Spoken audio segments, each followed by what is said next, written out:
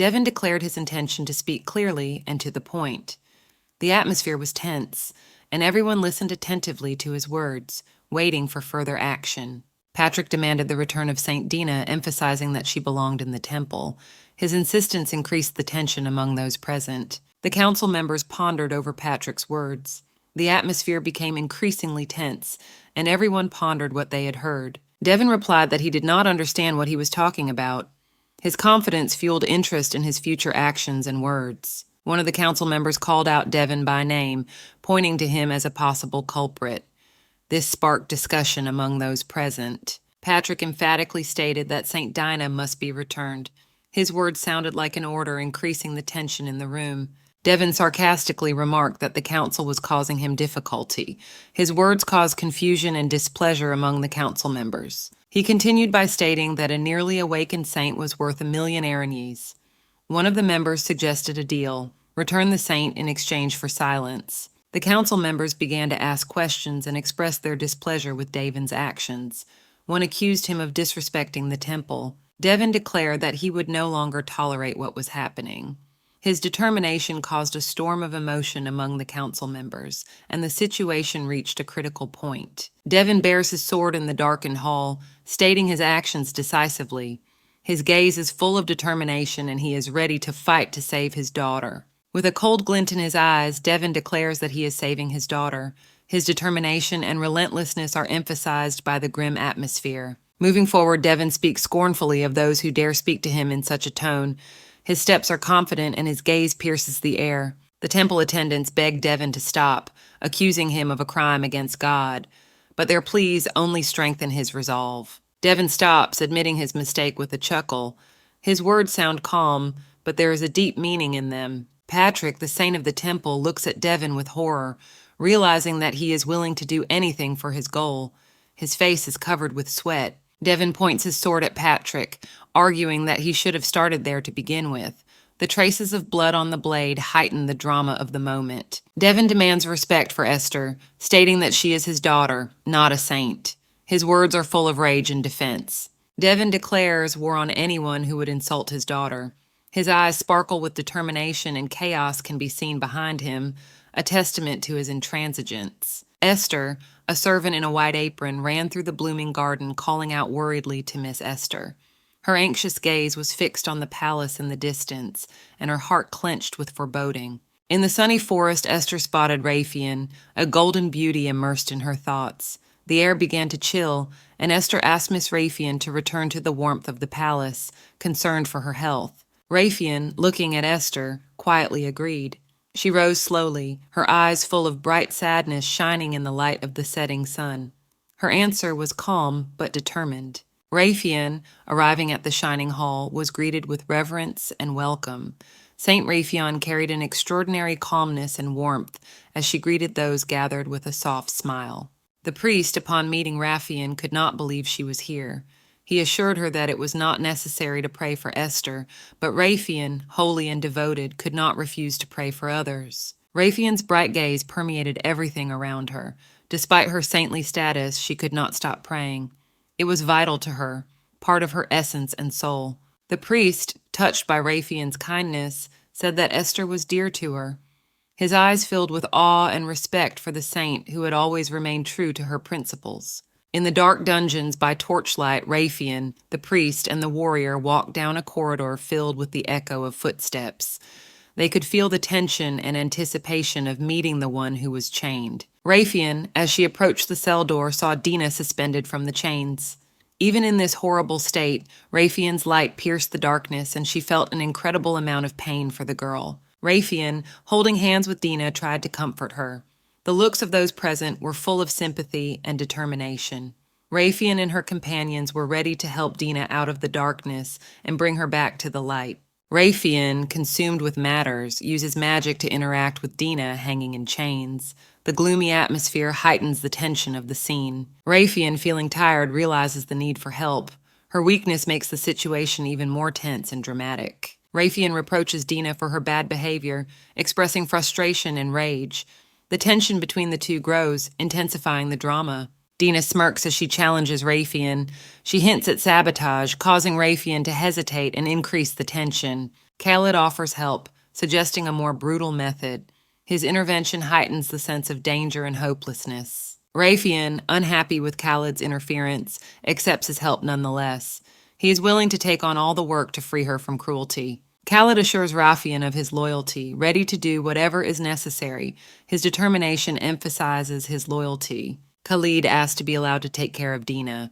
His eyes are full of determination, and he is willing to take full responsibility, which puts Rafian at ease. Rafian agrees, warning Khalid of the importance of precision. She demands to gather more energy, emphasizing the gravity of the situation. Khalid sets about his duties. Rafian's reminder of the correctness of the task heightens the tension and emphasizes the danger. The glowing sword with the roses draws admiration. Dina's eyes, full of pain, stare at the weapon, realizing its power and purpose, feeling despair. Khalid uses magic, holding Dina's hand. She is in unbearable pain, her thoughts filled with despair. Khalid remains steadfast and determined. Rafian offers Dina a potion with a sly smile. Her face is calm, confident in her actions. Dina, weakened, is unable to resist. Magic surrounds Rafian, emphasizing her power. She proudly revels in her power as she watches Dina's suffering, heightening the contrast between them. Rafian speaks contemptuously to Dina, expressing her displeasure. She ironizes her suffering. Dina's gaze reflects the pain and weariness of her humiliation. Rafian explains why she drinks Dina's blood every day. She claims it is retribution for what she has stolen. Dina listens with difficulty, clenching her teeth in pain and anger. Rafian says that Dina dared to be born, and it's her fault. She moves closer, intensifying the impact. Dina, shackled in chains, tries to resist, but her strength leaves her. Dina tries to find the strength to resist despite the pain and humiliation. Her eyes are full of hope and determination, but Rafian continues to torment her. Rafian taunts her by suggesting that Dina pray to the goddess, knowing that prayer will not help. Dina feels even more desperate, realizing the true meaning of her words. Rafian concludes her tirade by claiming that the goddess can forgive Dina's sins. Her face is haughty, and Dina, broken, looks at her with sadness and hopelessness. The gold background depicts Austin's empire, known for its greatness and power. Two gleaming crossed swords symbolize the unwavering strength and protection of the state. In the Austin Empire, the divine authority of the saint and the influence of the monarch are equal, creating balance and harmony in the state. This arrangement maintains peace and order among the inhabitants. Before the empire was blessed with the light of God, chaos reigned. Times were dark and bleak, full of disorder and suffering. An era of disease and misery brought much grief to the people. Monsters destroyed cities and killed people, spreading fear and despair everywhere. The streets were littered with corpses. It seemed that there was no hope anymore. Fire and destruction reigned all around, destroying everything in its path and leaving only ruins behind. In the midst of the chaos, when there seemed to be no hope, knights appeared, fighting the monsters. Their bravery and courage became the last defense for the survivors. In the darkest hour, a bright light appeared, illuminating the battlefield. It was a sign of God's will, inspiring faith and hope in all who saw it. The appearance of the goddess, illuminated by the light, amazed everyone. Her presence inspired faith and salvation. It seemed as if fate itself had come to the rescue. Saint Speedo came down from heaven to save the world from despair. Her arrival gave people new hope and strength to continue the struggle for their future, inspiring them to feats and accomplishments. The saint helped the inhabitants of the empire to banish darkness, illuminating the dark corners of the world with her presence. Her light spread everywhere, driving away anger and despair, giving people hope for a better future. Her arrival marked the beginning of a century of prosperity. People rejoiced in the new bright time, everything around them filled with life and blossom. The empire flourished under her blessing, becoming more and more powerful. The revitalized empire entered a golden age, which the inhabitants believed to be the fulfillment of ancient prophecies. The emperor, inspired by the saint, ordered the erection of a magnificent temple in her honor to preserve the memory of the Savior. An era of light and joy began for all the inhabitants. People thanked the saint, and their hearts were filled with happiness and peace. It seemed that the dark times were left far behind, and only a bright future lay ahead, but for all but one. In a dark and locked room, away from all the celebrations, Someone remained in the shadows. Her existence was forgotten by all but the few who knew the real truth. Dina, the girl with the brown hair, hung on chains in the dungeon. She was alone in this cold and dark room, forgotten and abandoned. She had no place in the bright new world of the Empire. The guards who saw Dina were astonished. Why was she chained? Why was she being held in confinement? One of them exclaimed in horror, not understanding how this could have happened.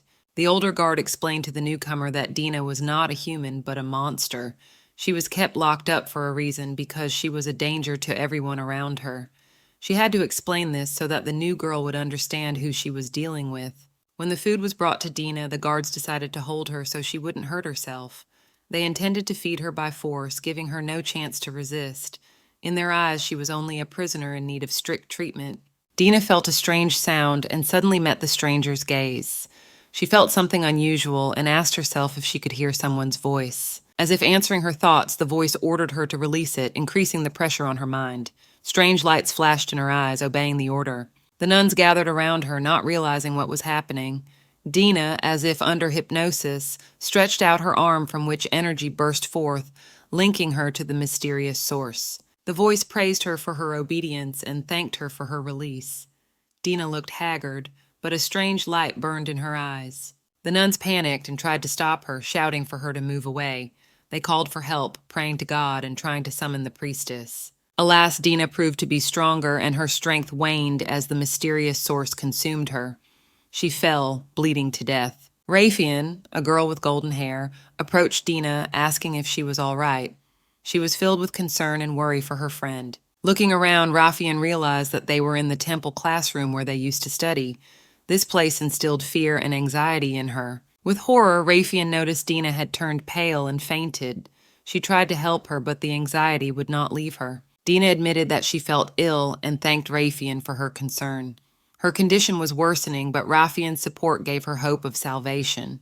Rayfian, with a friendly smile, tells Dina that girlfriends should take care of each other. She seems sincere and friendly, making Dina feel trusted and safe. Dina, remembering Rayfian's words, agrees, calling her by name. However, in her heart, she is already beginning to doubt, remembering the past when she believed in the sincerity of that smile. Suddenly, the situation changes. Dina finds herself on her knees, begging to let her go. She doesn't understand why Rayfian, whom she considered a friend, is doing this to her. Rayfian, laughing at Dina, mocks the concept of friendship.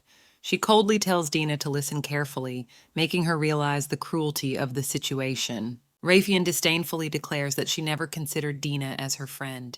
Her face and words are full of anger, shattering all of Dina's illusions of friendship.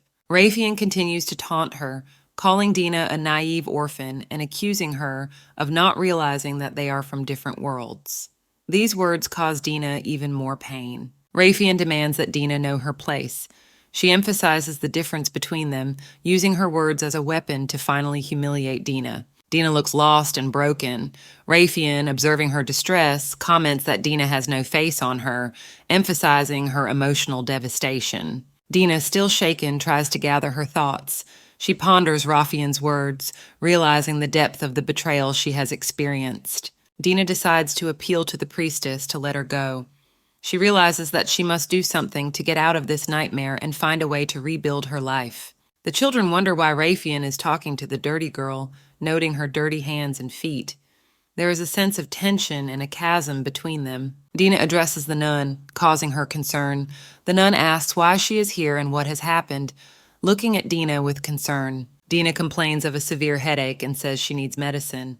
Her tired and pained expression adds to the drama. The nun reminds Dina of her futility and demands that she try harder. She rebukes Dina, reinforcing the tragic nature of the situation. Dina realizes that she has been reborn again and wonders why she is being reborn. Her rage and despair convey an internal struggle. Dina doesn't understand why she can't die. She decides to find out the current number, wanting to end the endless cycle of rebirths. No matter how many times Dina is reborn, the place remains the same. She realizes the pointlessness of her endless rebirths. Dina finds her diary in an old drawer, hoping to sort through her thoughts and find answers to her questions. Dina reads the diary and realizes in shock that today is August 4th, 381, not 382. This reinforces her sense of timelessness. Dina notices the change and reflects on it. Her gaze is directed to the window and she tries to understand what has changed in the world. Dina sat at her desk, touching her book. She thought that she should not expect good things as she is always disappointed, and she slapped the book in despair. She looked out the window, pondering that escape from the temple was impossible. The light illuminated her hair, contrasting with her inner turmoil. Dina stood among the thorny roses, remembering all her failed attempts to escape. Her face expressed determination and despair. The night consumed Dina. She found herself once again in the dark forest, feeling pain and fear. She begged for it to stop and walked as quietly as a whisper. Tears streamed down Dina's face as she lay on the floor. She hoped the holy power would heal her wounds, but doubt grew inside. Dina sat back in her chair, lost in thought. She knew she could only cripple herself if she lost her strength, for she was being closely watched. Dina was terrified, realizing that she could only kill herself when she was weakened. She saw no way out of this nightmare. Through her tears, she looked at her hands huddled in the corner of the room.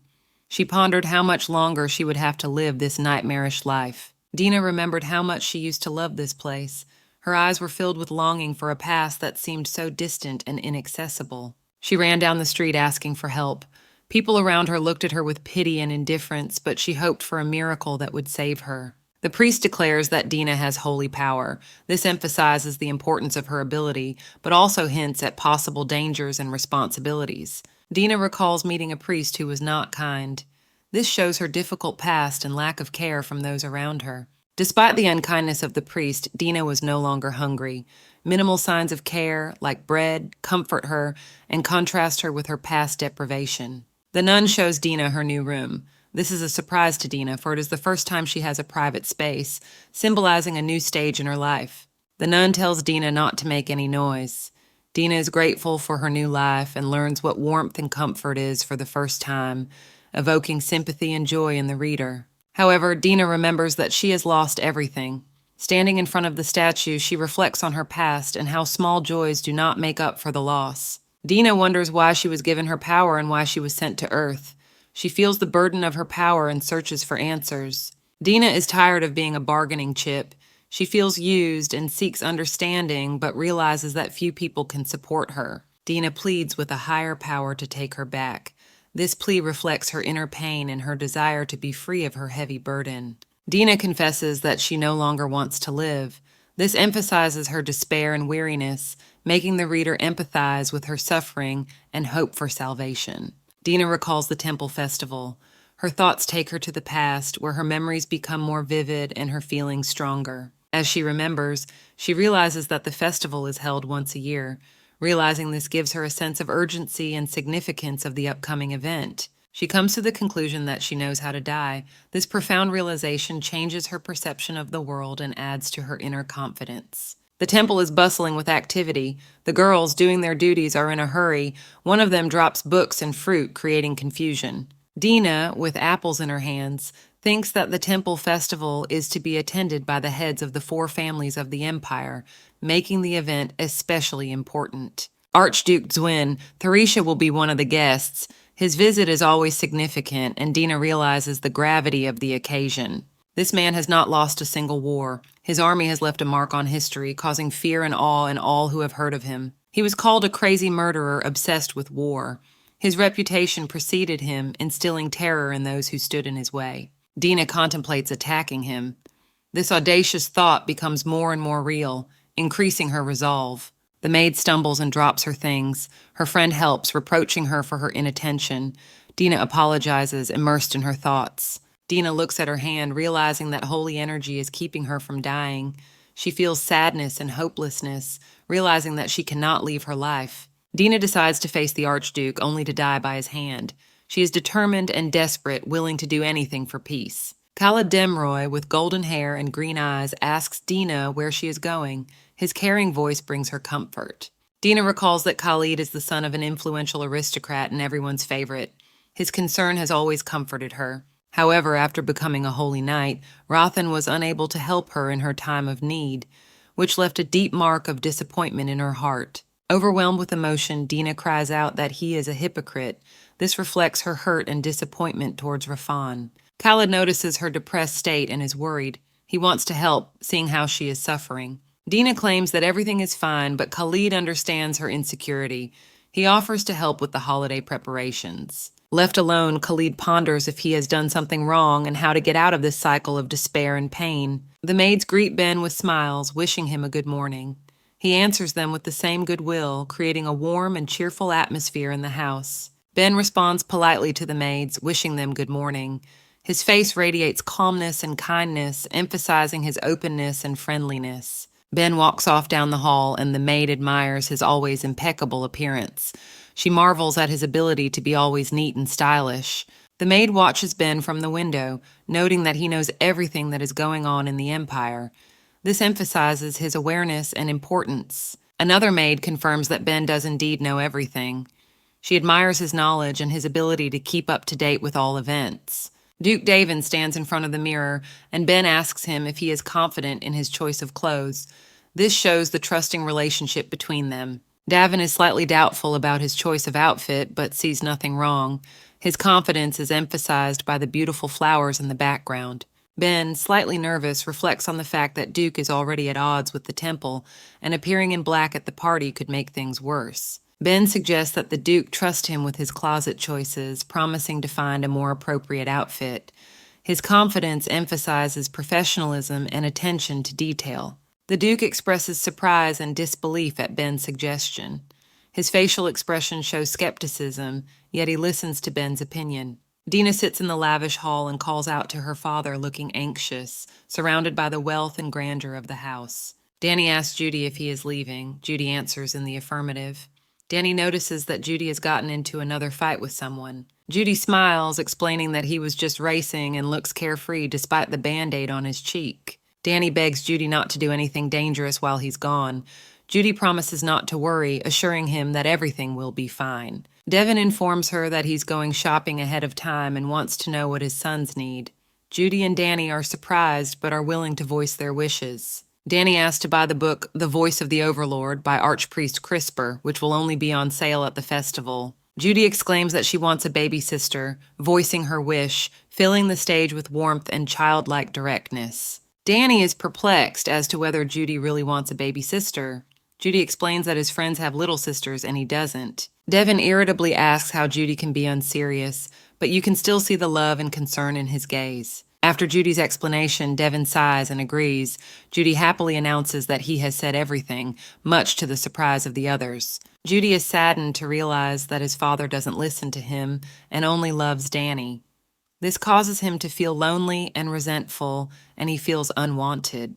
The setting seems magical, but the hero's mood is not joyful at all. Judy explains her worries to Danny, claiming that Daddy loves only him. Danny tries to reassure his brother, saying that this is not true. He wants to convince Judy that Daddy loves them both. Devin, standing in front of Judy, promises to find him a girlfriend his age, but says he won't have a sister. Judy doesn't understand why this is so and asks a question. Devin explains to Judy that he has no mother and therefore it is impossible for him to have a sister. Judy is upset and doesn't understand why not having a mother makes it impossible for him to have a sister. Danny tries to explain to Judy why talking about a sister is impossible. He tries to convey to his brother that their situation is more complicated than meets the eye. Judy gets the idea in his head that while it's not impossible, the situation looks pretty hopeless. He doesn't understand why it's so hard to find a solution to this problem. Danny suggests adopting someone so that Judy can have a sister. The idea seems logical and doable to him, and he hopes it will solve his brother's problem. Ben, sitting across from Devin, notices that Devin is brooding and asks him not to worry. He's sure Judy is always making things up and not to take his words seriously. Ben admits that at first he thought Judy was joking too, but decides to consider his wishes. He realizes that the boy is serious in his intentions and wants to support him. Ben decides that it is worth considering Judy's wishes, despite their seemingly unrealistic nature. He is willing to make an effort to honor his request and make the boy happy. Duke Devin realizes that buying everything for the children does not make up for the lack of a mother's love. The children are tired of material goods and lack sincere care. Devin's children do not feel happy despite the abundance of toys. They have not experienced true family affection, which worries the Duke. Duke decides that bringing a good girl into the house might help the twins understand what a real family is, and contemplates adoption. Ben agrees that adoption is a difficult decision, but trusts his intuition and believes it is the right move for their family. The Duke decides to find a place to take the child, feeling responsible for his family's future and seeking marital happiness. At the cathedral, the Duke and his retinue discuss plans for the future, realizing the importance of protecting and supporting the children in their care. The Duke suddenly realizes that approaching the child will be easier than he thought, but his doubts remain. Dina, a girl with light brown hair, looks at the Duke in disbelief, unsure if she will be allowed to get close enough. Two maids instruct Dina to fetch some chairs from the warehouse. She reluctantly agrees despite her doubts. Dina wonders with an expression of bewilderment why she's been given this task, feeling tense and unsure of future possibilities. Dina reflected on how in the past she would have submitted to her will without words, but now times have changed and her heart is not so easily conquered. Memories overwhelmed her, making her think of her strength and independence. Thinking back to a recent incident, Dina saw the priestess candidate Sierra had given her a task despite her resistance. This made Dina resentful and want to resist the imposed power. When another girl began to ridicule her for her origins, Dina erupted in anger. She remembered her noble family and tried to remind her abuser of this, asserting her dignity. With contempt on her face, the abuser continued to insult Dina, reminding her of her orphan status. These words cut her soul, forcing her to recall her difficult past. Dina, immersed in her thoughts, dreamed of her family, of the warmth and care she lacked. She wanted more than anything to get rid of the label of an orphan and find her place in the world. Suddenly, the Archduke entered the room, and Dina instantly tensed, realizing that this was her chance to make a difference. Her heart beat faster, and she decided to seize the moment. She looked around for the Archduke, trying to figure out where he had gone. This was her chance, and she didn't want to miss it. Dina felt fate unfolding before her eyes. Seeing him in the distance, she rushed forward, but was stopped by another girl, grabbing her arm roughly. Her words were full of contempt, and Dina felt her patience running out. When the nun intervened, she demanded that the bickering stop because it was breaking the rules of the festival.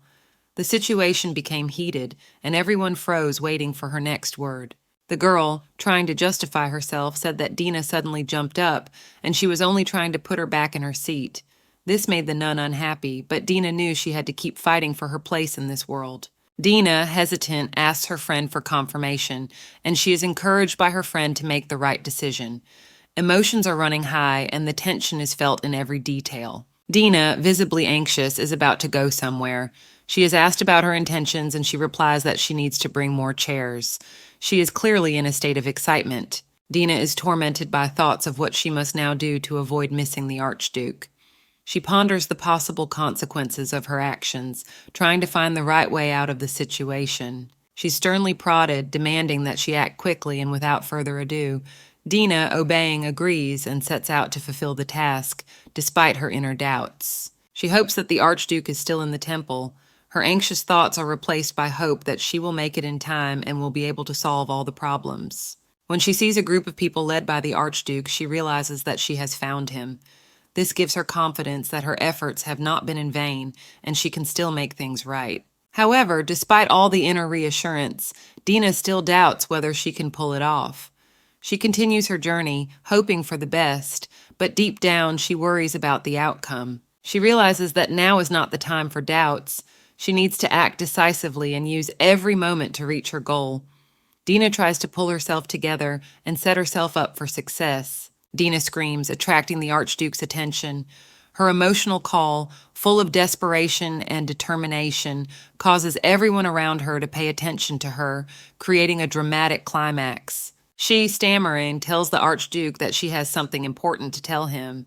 Her tension and excitement is transmitted to everyone around her, ending the series of paintings on a high note of tension and anticipation. Dina is desperately trying to stop someone asking for just a moment of time. She looks frightened and persistent, holding her chest and begging. She asks the guards to lower their swords, standing in a tense pose. Her voice sounds determined, but fear is evident in her eyes. Judging by her clothing, Dina is mistaken for a candidate for sainthood. She stands in front of two men, one of whom expresses interest and bewilderment. Dina plans to punch someone, but she needs to get closer. Her resolve strengthens, and she cautiously approaches her target. She approaches a tall man with a serious expression who watches her with suspicion. Tense, she prepares for the decisive action. With a sudden fury and a scream, Dina rushes forward with a knife in her hand. Her face is distorted with emotion, and she moves swiftly toward her target. The man easily stops her attack by grabbing Dina's arm. He notes with surprise and disappointment that she actually tried to kill him. Devin holds the knife he snatched from Dina and looks at her with bewilderment. He can't believe she wanted to kill him with that little weapon. Devin demands an answer as to who sent her. His eyes are full of anger and suspicion, and he is ready to get the truth from her. Dina feels the endlessness of her suffering. Life repeats itself over and over again, like a vicious circle of torment where there is no escape. She is immersed in darkness and stars. Devin, a white-haired duke, appears, observing Dina's suffering. His face expresses cold contentment. Dina faces Devin in despair, who demands an answer, threatening death for silence. She is faced with a choice, answer or die. With joy in her eyes, Dina sees death as a release from eternal suffering. It is her insane way of escaping the agony. Devin holds out his hand, promising an end to the torment. Dina grasps his hand, seeing him as her savior. Dina falls to her knees, her body emaciated, traces of blood on her dress. Devin and the attendants assess her as a strange and foolish girl. Devin explains that Dina is here for her life, not his. He doubts her sanity, but recognizes her determination. The Duke demands an answer from Dina, asking if this was an order from the temple and what she was promised in return for such recklessness. Dina remains silent, unable to answer. Devin threatens her with death for her silence. Tension builds, and she finds herself on the verge of despair. Devin orders Dina to be taken back to the temple. Panicked, she begs him not to leave, her screams full of despair and fear of returning to torment. Dina screamed desperately that she didn't want to go back to the temple, begging the people around her not to send her back. Her fear and pain was evident in her eyes. The soldiers held her tightly, but she continued to resist, screaming that she would rather die than return to the temple. Her face was contorted with terror and despair. Dina begged to just be killed if she couldn't avoid returning. Tears streamed down her cheeks, her eyes filled with terror and fear. Her despair reached a breaking point when she declared that she would rather die than return to the temple. Dina felt she no longer had the strength to fight. Devin, the Duke, stood in front of her and listened intently to her cries. After a pause, he ordered her to be released, which surprised everyone present. The Duke, looking at Dina sitting on the ground, calmly asked her age. His gaze was penetrating, but not cruel. Dina, trembling, replied that she was 11 years old. She still couldn't believe she'd been released and looked at the Duke with hope and fear. Devin reminded her that she had said she didn't want to go back to the temple and offered her a different path. He watched her reaction carefully. He abruptly offered Dina to be his daughter. The offer sounded like salvation to the girl who was willing to do anything to avoid going back. Dina, with disbelief and tears in her eyes, asked if he really wanted to take her in. She couldn't believe her luck and hoped it wasn't a dream.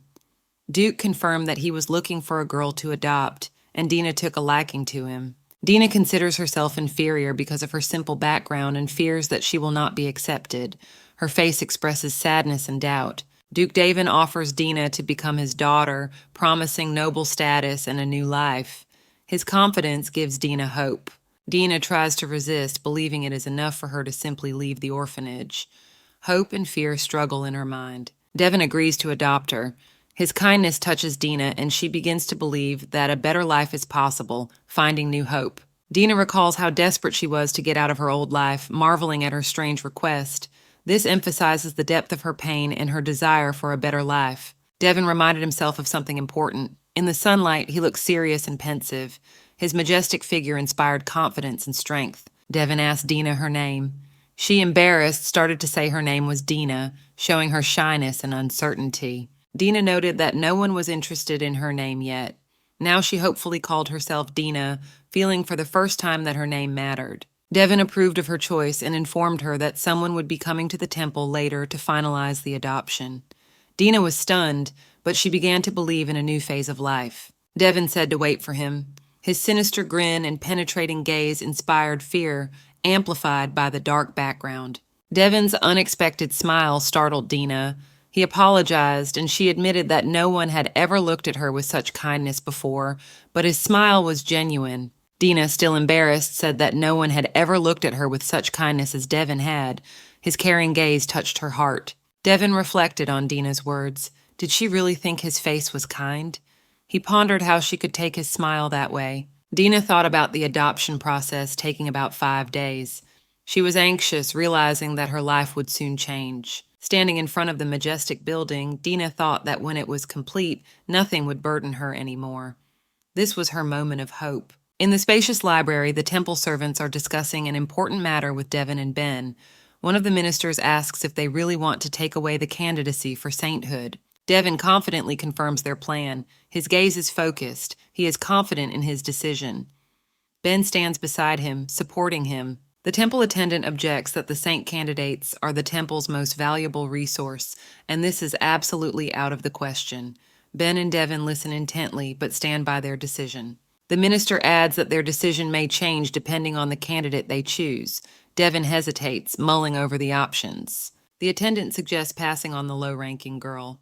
Devin and Ben are immersed in thought, mulling over this possibility. Ben wonders if they have noticed anyone in particular yet.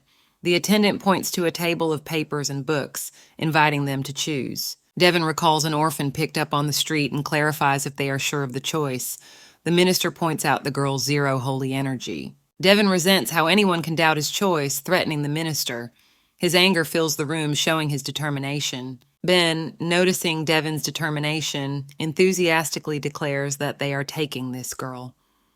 His face lights up with a smile. He is happy to have the matter resolved. To avoid conflict, Ben offers a donation to the temple, hoping to smooth things over. The temple attendants finally agree to their terms. Ben and Dina discuss an important task and hope for Devin's help. The temple attendants gladly assured them of their support. The temple servants were thrilled and agreed to help, seeing an opportunity to demonstrate their devotion and sincerity of purpose. Devin and Ben walked down the temple corridors discussing the donations. The servants expressed their gratitude, assuring them that the funds would be put to good use. The servants began making plans to keep half of the money for themselves, assuring each other that no one would find out and they could use the money. Internal conflict among the ministers grew. They believed that the sum was wasted because the candidate would not become a saint. Dina stood at the window, thinking about her freedom.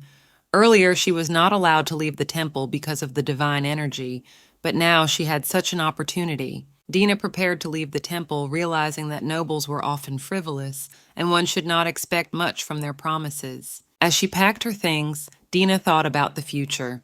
Perhaps tomorrow everything would be back to normal, and nothing would change, but she hoped for the best. Dina realized that he already had 2 native sons in the Duke's house, and she doubted she could find her happiness in a meaningful place there. Dina was pessimistic that rich people were the same: prejudice, envy, and meanness. These thoughts tormented her, but she still decided to take a chance and go. Dina, head down and hiding her face behind her long, light brown hair, quietly tells herself that it's not that important. She tries to calm down, but you can see that something serious is troubling her. Sitting against the wall, Dina thinks about death. Her eyes are full of longing and despair, and she hugs her knees as if trying to protect herself from the outside world. She seems to have lost all hope. She decides that she has to wait for a certain moment to finalize everything. Dina assures herself that she will be able to endure for the time being, albeit with difficulty. Her determination is mixed with deep inner anguish. Dina, holding onto her bag, stands before a woman in religious garb. The woman orders Dina to obey all orders without asking any questions. Dina looks subdued and depressed, agreeing with everything she is told. The woman tells Dina to forget about the temple forever and not to hope to return. Dina listens, her face expressing a mixture of pain and hopelessness. She feels her life is ruined. When Dina asks what will happen if the Archduke rejects her, the woman replies that it is her problem. Dina realizes that her fate now depends entirely on her own actions. She is informed that she no longer belongs to the temple and must now survive on her own. Dina feels bitter and disgusted by what is happening. Her thoughts are filled with hatred for the injustice that has come upon her. Dina remembers how she once considered this place her home. Now everything has changed and she feels ostracized and unwanted. Her heart is torn by the memories of her former happiness. Rafian, Dina's friend, is surprised to see where she is going so early. Dina looks a little confused, but her determination remains unchanged. She realizes that she must continue on her way. Miss Rafian notices that Dina has been on her feet since morning. Dina replies that she's going to pray. Despite all the difficulties, she tries to maintain her inner strength and hope for a better future. Raytheon, surrounded by light in the early morning light, asks where Dina is going, for it is too early for a walk. Her face brightens with joy and curiosity. Raytheon announces that from this day forward, Dina will be staying at Archduke Teresa's house. Dina, hearing this, asks in surprise if this is true, and Raytheon confirms that the Archduke wishes to adopt Dina. Dina is astonished and amazed. She clarifies whether the Archduke himself actually said this, to which Raytheon replies that it was very unexpected and recognizes the importance of the event. Raytheon and Dina meet some friends, and one of them asks permission to say goodbye to Dina, emphasizing that they are close friends. Raytheon agrees, adding that they should take their time. Suddenly, the atmosphere changes. One of the girls asks Dina if she is really going to live with the Archduke, and upon learning that he is not her real father, begins to suspect something amiss. Raytheon questions why the Archduke needs Dina if she is not his real daughter. The friends don't understand why the Archduke would choose to adopt an orphan with low levels of divine energy. At this point, Raytheon loses his mask of benevolence, and one of the friends notices this. Tension and bewilderment arises, questioning why all this is happening. Raytheon apologizes to Dina, admitting that she said something without thinking and didn't mean to offend her. She is genuinely concerned for her friend's feelings and tries to smooth over the awkwardness. Dina, looking saddened, says that she is just very sad that Raytheon is leaving. Tears fill her eyes, reflecting the depth of their friendship. Raytheon, with sadness on her face, admits that they really were so close, and this moment of saying goodbye becomes an emotionally taxing experience for both girls. Dina blames Raytheon for all her suffering in past lives, and she is annoyed by Raytheon's feigned kindness. Anger overwhelms her soul. Raytheon regretfully says she is sorry for everything and wishes Dina all the best. Her words seem sincere, but Dina sees them as lies. Dina looks at Raytheon with disbelief. Raytheon offers a parting gift, which increases Dina's inner conflict. She doesn't realize what is behind it. Raytheon prays that Dina will become the next saint. Dina realizes that Raytheon knows about her past and that her suffering is no accident. Dina remembers her torment and wishes that Raytheon could become a great saint, but experience the same suffering. Her heart is full of pain and longing for justice. Raytheon says that Dina's life will be full of joy and laughter. These words sound like a blessing, but Dina does not believe they are sincere. Confused, Dina thanks Raytheon for her words. She doesn't know what to think, and her heart is full of contradictions. Raytheon's trust in her is in question. Dina hopes things will work out for Raytheon. Despite the conflict, she wants to believe in the best and hopes for a peaceful parting. Raytheon notices that Dina is particularly sullen and pensive today. Her gaze is full of mystery and pain, which alarms Raytheon. Raytheon realizes that Dina already knows her real intentions. Dina's gaze is determined, and Raytheon realizes that they are in for a challenge. Raytheon inwardly resents her interlocutor as an insolent brat, but decides not to show it outwardly and replies, "Okay," hiding her true feelings. Raytheon looks away, thinking about the fact that they will never meet again. Her eyes stare off into the distance, and she is hopeful for the future, though she doesn't believe they can meet. Duke Devon appears and asks a question. What is Irina doing out at such a chilly time of night? His face expresses a slight smile and curiosity. Devon and Irene are standing on the balcony. He is admiring the stars and marveling at the beauty of the night sky. At this moment, he remembers his late wife, Irene, who also loved to watch the stars. Irene smiles and says something about the future while looking up into the sky. She imagines them having a baby girl. This memory touches Devon's deepest feelings. The temple maid points Dina to a path, promising that there will be people waiting for her at the end of the path. The scene is filled with light and greenery, creating an atmosphere of hope and expectation. She walks away, leaving Dina with an important choice to make. Dina heads resolutely down the path, realizing that there are important events ahead of her. Dina reflects on the fact that she has never been able to escape her sad fate, which makes her even more determined. Dina is in a darkened room where she is neglected and betrayed. She calls upon the forces of light to break the chains of her captivity and free herself from oppression. Dina recalls how she committed suicide to end her suffering, but it all happened again. Her gaze is full of despair, but also determination to break the vicious cycle. Dina decides that this time will be different. She manages to escape and stays out of the dungeon. Her hair flutters in the wind, reflecting her determination and readiness for new challenges. She looks around confused, but Ben appears and greets her. Dina notices the luxurious carriage and realizes that something new and unexpected awaits her. Ben introduces himself as His Highness's personal assistant and expresses the honor of serving her. His friendly smile gives Dina confidence that a new life awaits her. Dina, embarrassed, greets Ben despite her excitement. Her eyes shine, reflecting fear and hope for a bright future. Ben informs her that Dina is now a member of the Theresia family. This news stuns her, but she sees it as a chance for a fresh start. Ben reveals that the Archduke is her father and she is his only daughter. This news changes her life dramatically. Ben explains that Dina's behavior will reflect the status of the family. She begins to realize the responsibility that rests on her shoulders. Ben reassures Dina, assuring her that she will eventually get used to the new routines. This gives her confidence and trust in her abilities. Dina is now part of the Archduke's family. She realizes that there are many difficulties ahead, but there is support nearby. A new chapter in Dina's life begins. She is ready to take on all challenges, believing in the future and in the support of those around her. This is the beginning of her journey to happiness. Duke Devon arrives to pick Dina up, looking at her tensely. Dina thanks him for coming, her heart beating faster with excitement and relief. Devon, reminding her of his promises, looks at her seriously. Dina, on the contrary, tries to understand his motives, feeling mixed emotions. Immersed in her thoughts, Dina realizes that his words sound sincere. She thinks about her future destiny and new possibilities. Memories of past offenses interrupt her reflections. Dina can't forget the betrayal, which fills her with anxiety. Devon notices Dina sitting farther away, worried about her well-being. He asks if she's comfortable in his presence. Noticing an old suitcase, Devon asks if that's all her possessions. Dina sadly admits that she has nothing else. The Duke offers to buy her whatever she needs. Dina embarrassedly refuses, feeling that she doesn't deserve such care. Dina quietly replies that there is no point. She feels useless and sees no future, not knowing how to express her needs. Devon ponders how much easier it would have been if Dina had just asked for help. He feels helpless in the face of her quiet desperation. Devon, thinking back, talks about the future birth of his daughter, wishing he could give her a name as bright as the stars.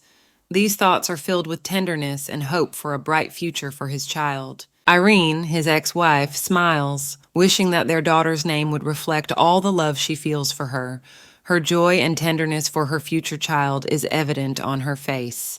The little girl with pink eyes and blonde hair looks forward, and in that moment Devon says the name, Esther. It is a name filled with meaning and light, like a bright star. Devon, with a serious expression on his face, speaks the words that this name will symbolize the beginning of a new life for the girl. His confidence and determination is conveyed through his gaze. Her name is now Esther. The name means bright as a star, and the girl, hearing this, is struck by the meaning and importance attached to it. However, Esther is doubtful, saying that she has spent her whole life in darkness. Her words are full of bitterness and doubt about her own strength and future. She recalls how she was never allowed to shine. The dark room and the red light in her hands reflect the pain and limitations she has experienced. But she is told that she will still shine, yes, as brightly as anyone else. She is promised a unique destiny that will make her the one and only Lady Teresa. She is told that she will be free to choose her destiny. These words give her confidence and hope for a better future in which she can realize her dreams. Esther doubts whether she can accept such a beautiful name. She thinks she doesn't deserve it as she believes her life will end soon, but these doubts are yet to be overcome. Esther clenches her fists as she ponders her new name. It is hers now, and there is a deep significance hidden in it. She feels empowered and confident. Sobbing, Esther wants to keep her name, even if it brings pain. Tears roll down, determination in her eyes to stay Esther. Devon sees a wary Esther finally sleeping peacefully, resembling a carefree little girl. His heart fills with tenderness. It's hard for Esther to see other people's despair, except on the battlefield.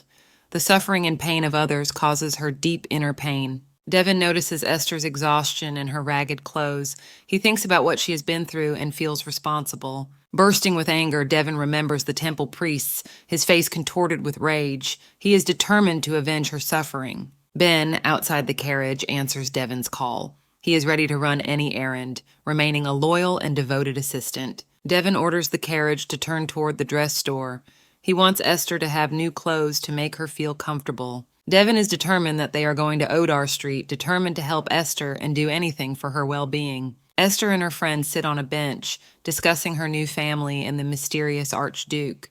She pensively reflects on his honesty and promises. Esther admits that she doesn't know the Archduke well, but he is different from others she has met. His honesty and fulfillment of promises surprise her. Her friend is happy for her, admitting he was worried. Now, learning of her new relationship, he is relieved. Esther is touched by his concern. Esther looks at her friend with surprise and gratitude, realizing that he really does care about her. This strengthens their friendship. The friend assures her of his support. Esther feels protected and important. Their bond becomes even stronger as they hold hands. Suddenly, a blurry figure appears in front of Esther. Her heart beats faster. She wants to know who it is. This moment seems familiar to her. Esther realizes it's a dream when she is awakened by Devin. She apologizes for falling asleep. Devin informs her that they have an important case. They head to Christina's boutique on Lily Oder Street. Esther is struck by the beauty of the place and feels it will change her life. Devin explains that Esther needs to diversify her closet. She is surprised and delighted by his care, and her heart fills with gratitude. Esther feels hope for a brighter future because of Devin's care. She feels her life is changing for the better, and she is ready for new accomplishments. Esther enters a fancy dress store with Devin. The dress seller greets them, surprised by the sudden visit, and expresses regret that she was not warned in advance, as she could have prepared for their arrival. Devin apologizes for the sudden appearance and explains that the young lady urgently needs clothes. Esther, embarrassed and a little scared, stands nearby, taking in her unfamiliar surroundings. Esther feels awkward, worried that the salesman might refuse to help her because of her dirty appearance.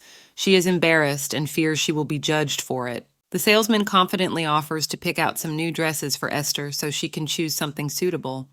Esther looks surprised and a little relieved when she realizes that they really want to help her. Esther, still unsure of herself, timidly replies that her name is Dina, but Devin corrects her by calling her real name, Esther. The salesman leads her further into the store with a kind smile. Esther sits down on a luxurious couch, feeling awkward in this setting. The salesman assures her that everything is fine and asks her to wait for a while she brings a few models of dresses to try on. The salesperson suggests that Esther flip through the dress catalog so she can pick out what she likes. She shows different types of clothes, including casual and weekend dresses, as well as outfits from the latest collection. Esther apologizes for sitting on the expensive couch for fear of ruining it with her appearance. The salesperson assures her with a smile that everything is fine and suggests she relax and make herself at home. With a kind smile, the salesperson assures Esther that everything is fine and that she is happy to help her pick out new dresses. Esther begins to relax a little, feeling supported and understood by the salesperson. Esther, sitting in the luxurious room, recalls the harsh times in the temple where they were severely punished for the slightest provocation, even for daring to sit down on a chair. Esther is thankful that things are different now, feeling deeply grateful for the respect and care she so sorely lacked before. The shopkeeper, surprised that the Duke has found Esther, notices that the girl is unfamiliar with the surroundings. She sees that Esther is holding a catalog, but does not open it. The saleswoman enthusiastically tells her that the delicate colors of the dress will perfectly match Esther's fair skin. She assures her that this model is the hit of the season. Esther admires the dress. She had never seen such splendor and sophistication before. It was something unimaginable to her. When the salesman notices that Esther is not thrilled, the girl explains that it's not about the dress, but that she simply has no reason to wear them. The salesman suggests that Esther choose any dress from the catalog, showing off another chic style, which impresses Esther even more. Esther is overwhelmed by high fashion, feeling awkward in front of such splendor, which brings a slight smile to the salesman's face. The salesman suggests that Esther choose any dress she likes from the catalog.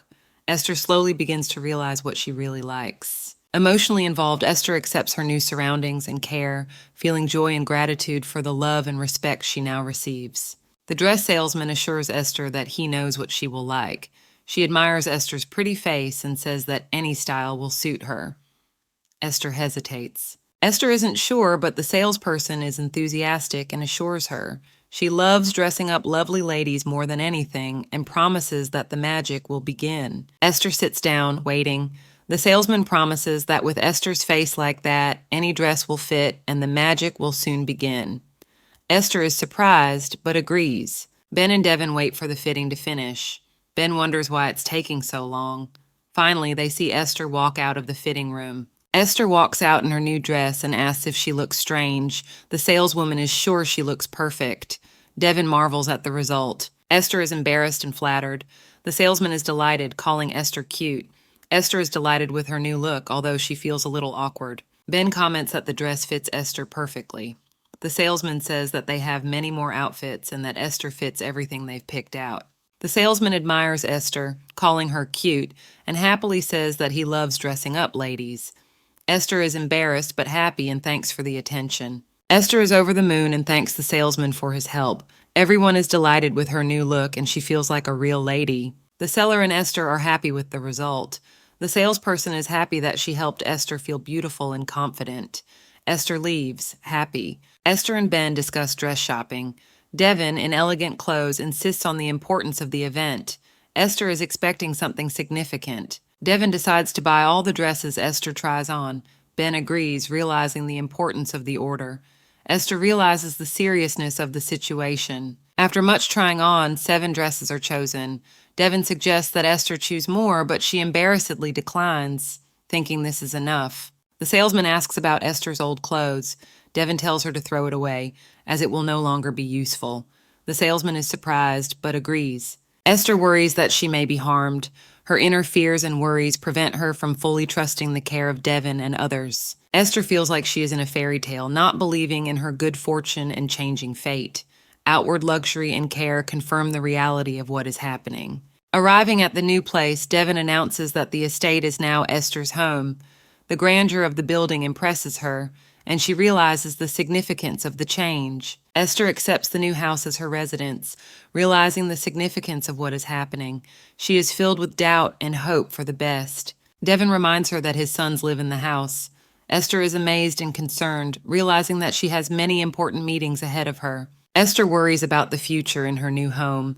She realizes there will be challenges ahead, but Devin's support gives her strength and hope. Esther, arriving at the luxurious estate, feels awkward. The servants, led by Ben and Gelbert, greet her respectfully, emphasizing the importance of the moment. Gelbert greets Devin warmly, creating an atmosphere of warmth and hospitality. His gaze sparkles with friendliness and willingness to help. Devin asks about his sons, Judy and Danny. Gelbert reports that the boys are upstairs, not expecting their father to return soon, a little embarrassed by this. Esther feels awkward among new people, pondering the future. Nervousness and doubt are reflected in her eyes, for she has entered a new world. The boys, Judy and Danny, joyfully shout "Daddy" when they see Devin. The children's joy fills the house with warmth and family atmosphere, their faces glowing with happiness. The children ask their father when he is back. The joy of the meeting is visible in their eyes. The father replies that he has just returned. The children excitedly discuss this. Judy, noticing Esther, asks the father who the girl is. Esther, embarrassed by the attention, stands silently by, not knowing how to respond to the interest in her. Devin reminds Judy to choose her expressions. Judy, embarrassed, continues to watch Esther, wondering what the right thing to call her, not knowing her name. Devin tells his sons to go downstairs and introduce themselves to Esther. Judy and Danny slowly descend, ready to meet the girl, their footsteps sounding solemn. Having been instructed to do so, the children approach Esther and greet her like a sister. Esther, surprised by the welcome, feels the joy and excitement of a new beginning in the family. Esther reflects on her status in the Duke's family, feeling like an outsider. She realizes that her presence does not bring joy to her new relatives. Judy, the Duke's son, is surprised to notice that Esther is younger than he is and expresses his admiration, clearly not expecting such an encounter. He is surprised and delighted. Judy then asks his father when he had time to get them a sister, expressing genuine surprise and doubt at the speed of the event. Danny, the Duke's other son, immediately corrects his younger brother, calling him stupid and explaining that Esther is their half-sister. He is clearly not happy about this misunderstanding on his brother's part. The Duke confirms Danny's words and says that Esther will be living with them. Judy expresses surprise and begins to understand the situation. Judy questions Esther about her past, her name, and where she is from. He wonders who she really is. Esther embarrassedly replies that she is from the temple, which causes even more surprise to Judy, who continues to question her. Esther admits that she was indeed picked up at the temple, to which Judy is genuinely surprised. He tries to understand how this could have happened. The Duke threatens to call a tutor if Judy continues to act like this, which scares the boy. Judy immediately agrees and apologizes. Judy promises to talk to Esther later and hurries away, feeling awkward.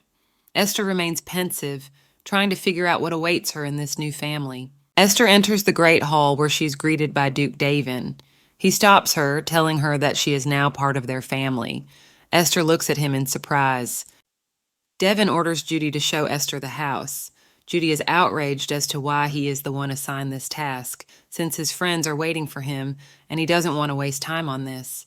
Judy refuses, saying that Danny would do a better job, but Danny has disappeared. Judy is left at a loss, not knowing what to do next. Duke Devin looks at his son with an intimidating expression, asking if he really refuses to honor his request. Judy realizes there is no choice. Judy begins the tour, telling Esther that her father lives on the second floor and that the third and fourth floors are guest rooms. Esther listens intently. They continue down the long hallway. Judy informs her that Esther can choose a room on the third floor since his and Danny's rooms are on the fourth floor. Esther is amazed at the luxury and spaciousness of the house. Judy walks beside her, absent-mindedly looking around. Esther begins to feel a little calmer. Judy ponders why he has been assigned to show the house.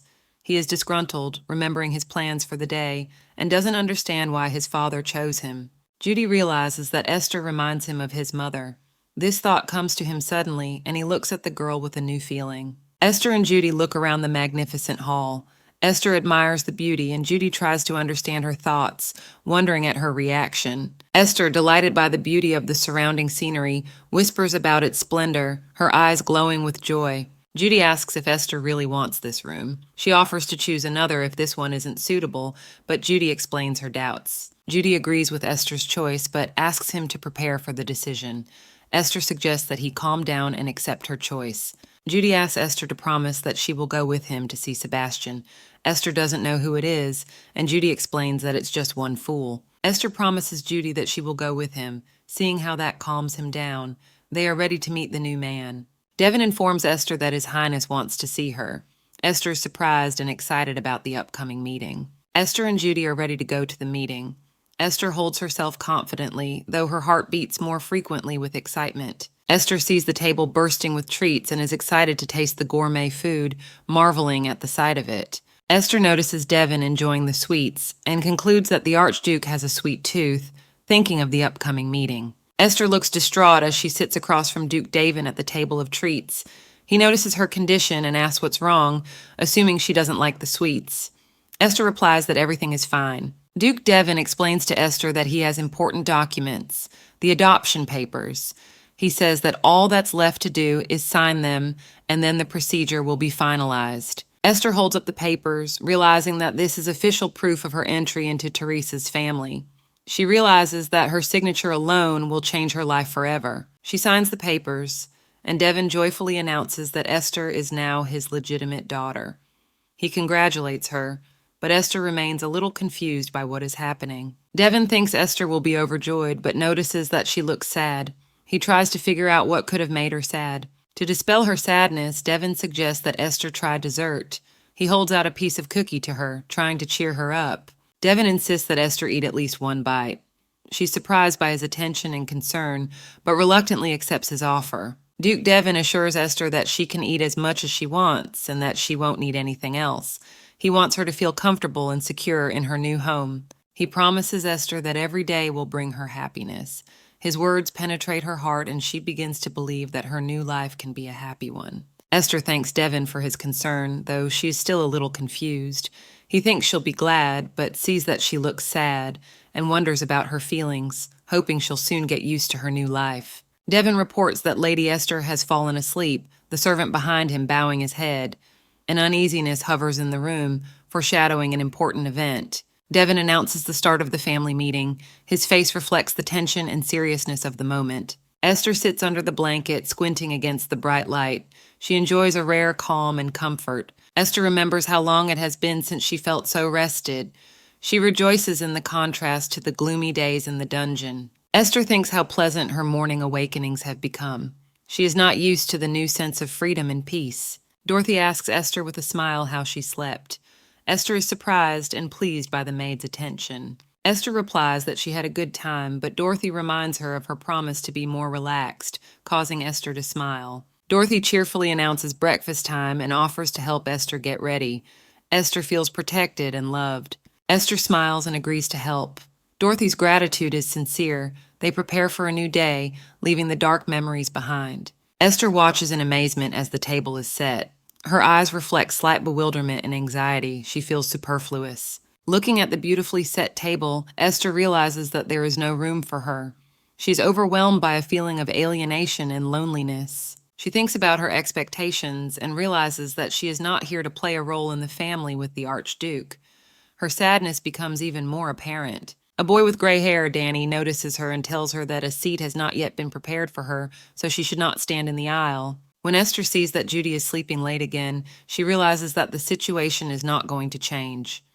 Her heart fills with disappointment. Esther, sitting at the table, confirms her name. Her gaze is full of sadness and indecision. It is not easy for her to be here. Gelbert, the butler, pours her water, apologizing for the delay. Esther is impressed by his attentiveness and sense of tact. Danny tells her that it is good to start the morning with a glass of water, and that he always starts his day that way. He tries to cheer Esther up. Esther, sensing that Danny is trying to encourage her, thinks that she should start some healthy habits. However, she is bothered by the thought that he doesn't like her. Duke Devon looked at his sons, Denny and Judy, with a serious expression on his face. He emphasized that Esther's past was irrelevant, and all that mattered was that they were now one family. Duke sternly warned the boys that there was to be no teasing or bullying. The Duke turned his attention especially to Judy, reminding him not to be rude to Esther again as he had been when they first met. Judy, trying to justify himself, exclaimed indignantly why he should be the one responsible. The Duke firmly replied that a lot of trouble often came from Judy. The Duke, raising his voice, urged his sons to listen carefully. He reminded them that he had not sheltered Esther at their whim. Danny and Judy looked at their father with surprise, realizing that the situation was serious and required their full attention. The Duke continued his admonition, saying that they should protect Esther as part of the family in the future. His words sounded firm and peremptory, showing that he did not tolerate objections. Esther must become a close person to them. The Duke, softening his tone slightly, advised his sons to try to get along with Esther. His face took on a softer expression and he smiled, showing that deep down he hoped for harmonious relations in the family. Judy sat and thought, finding it strange that his father cared so much for another man's girl. The boys' thoughts were occupied with trying to understand why Esther was so important to their family and how she had changed the routine of their lives. Judy stared thoughtfully out the window, pondering the mysterious Esther.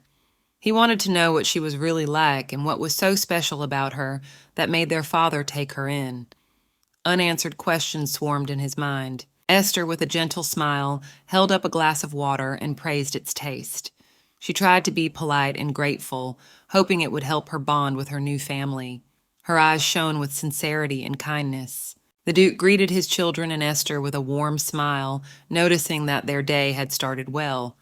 His words sounded cheerful, and he wished everyone a good morning. This created an atmosphere of coziness and family warmth at the table. Judy and Danny responded to their father by greeting him and calling him Your Highness, showing respect and deference. Esther, a little embarrassed, also said hello, hoping that her newfound family would receive her with warmth and understanding.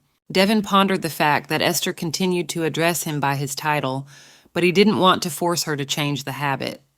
In the back of his mind, he expected instant results, but he realized he needed to give her time to open up on her own. During their first breakfast with Esther, Devon had asked the cook to work especially hard on the dishes. He hoped that the breakfast would be delicious and would be a marvel for Esther to make her feel welcome. Devon expressed his hope that Esther would like the food.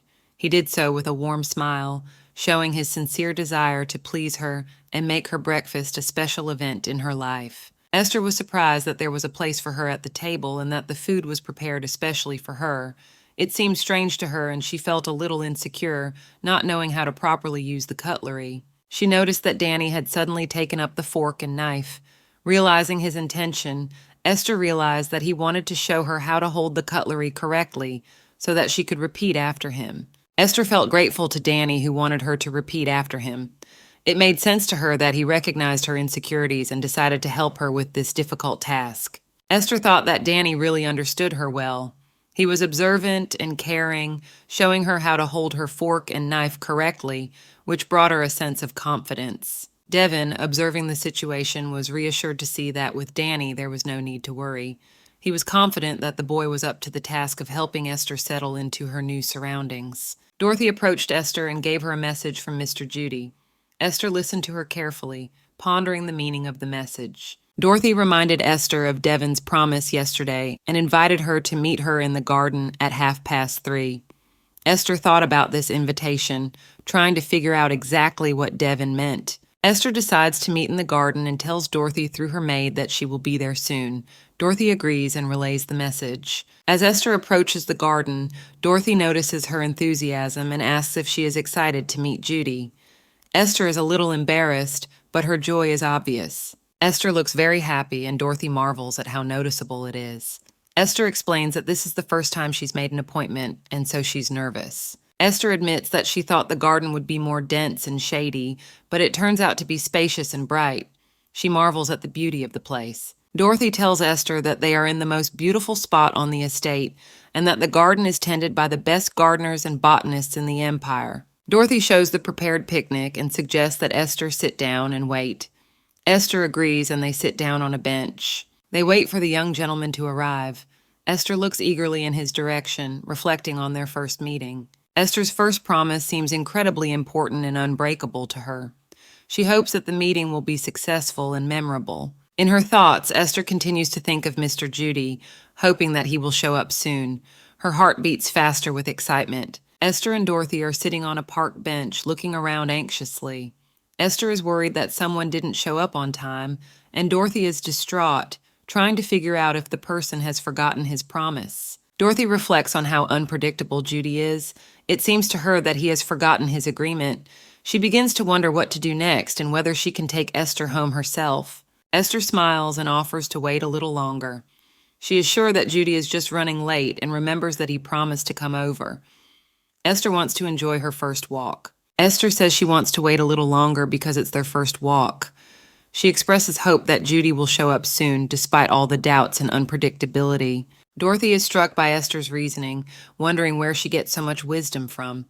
She continues to look around, hoping to see the one they are waiting for. In the distance, a boy with brown hair, Sebastian, appears. He angrily asks why Judy called him here. Sebastian is clearly unhappy about having to wait. Sebastian doesn't understand what little sister Judy is talking about. He thinks it's nonsense and thinks Judy is just jealous of him.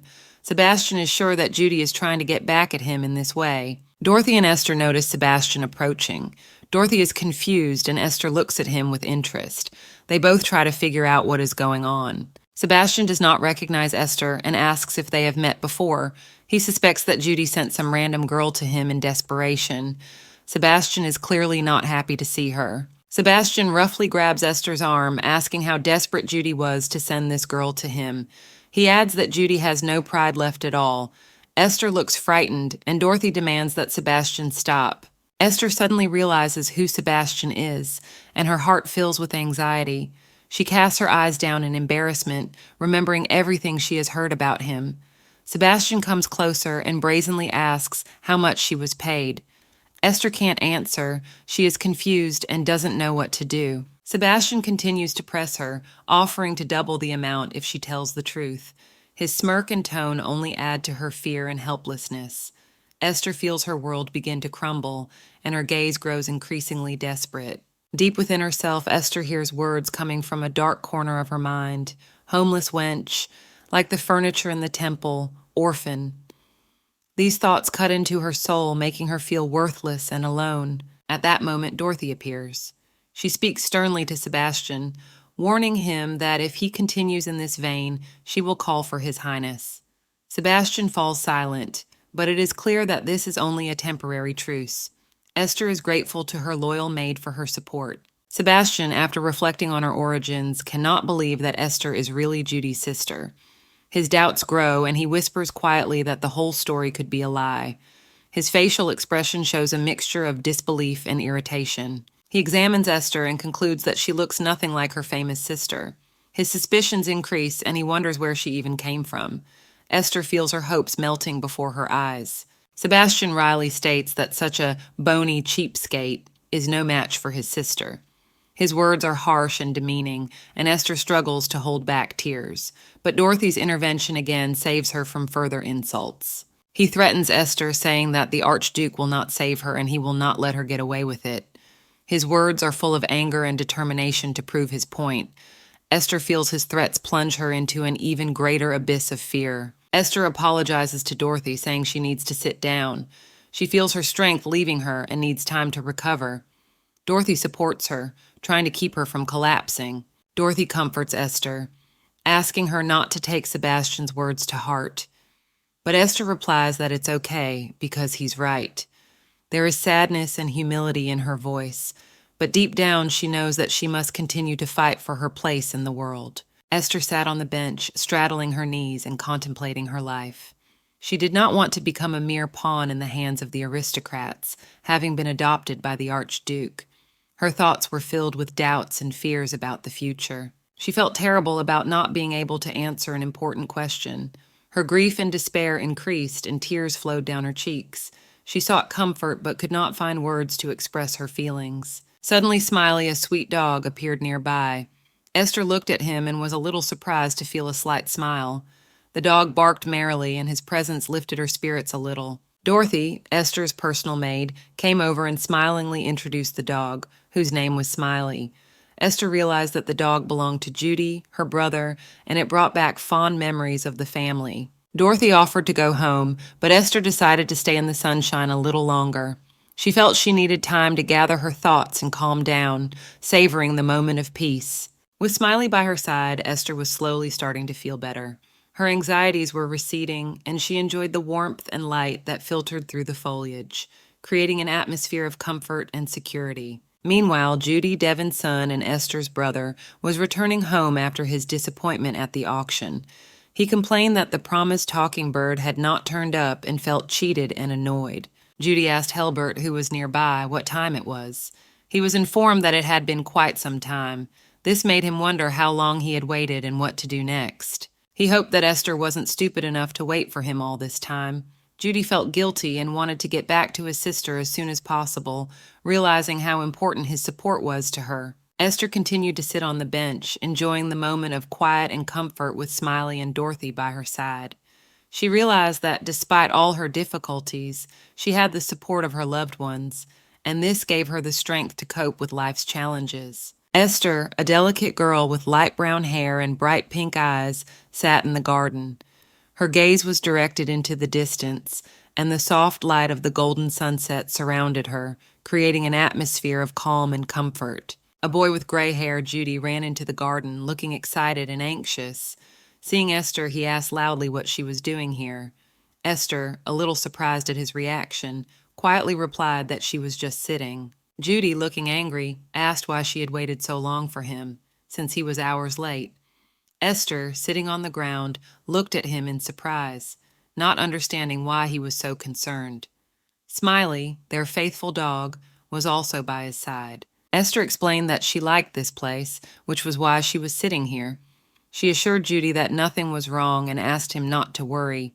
She looked calm and peaceful. Judy, embarrassed and angry at himself for being abrupt, tried to explain that he hadn't meant to snap at her. Esther, still sitting next to the fountain, watched him quietly, trying to understand his feelings. Esther said she liked it here, so she just sat back and relaxed. Judy, calming down, realized that she really did feel good here, and that he had been so nervous for nothing. Judy decided that since he was already here, they should go home. He took Esther's hand to help her stand up. Esther, a little surprised by his concern, agreed, and they began to pack. Esther offered that she could walk herself, but Judy insisted that she climb on his back. Esther, smiling, complied. Their faithful dog, Smiley, happily followed them. Dorothy, their maid, saw Judy carrying Esther on her back and asked if it was heavy. Judy, though tired, answered confidently that he could manage. Esther, sensing her brother's concern, quietly thanked him. Judy continued to carry Esther on his back despite his fatigue. Esther realized how important her brother's support was to her and was grateful for his care. Together with Smiley, they headed home, enjoying the last rays of the sunset. Judy is mortified that he is constantly called murder. Esther is confused and doesn't know how to answer him. He asks her to call him brother since they are family now. Esther tries to say something, but Judy apologizes for being late.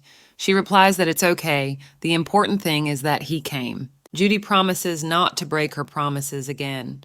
Esther is glad she spent her time waiting for him, but he insists that she not tell people that she enjoys waiting for them, promising to make everyone regret making her wait. Dorothy, Esther's maid, notices that the girl is very tired from the day.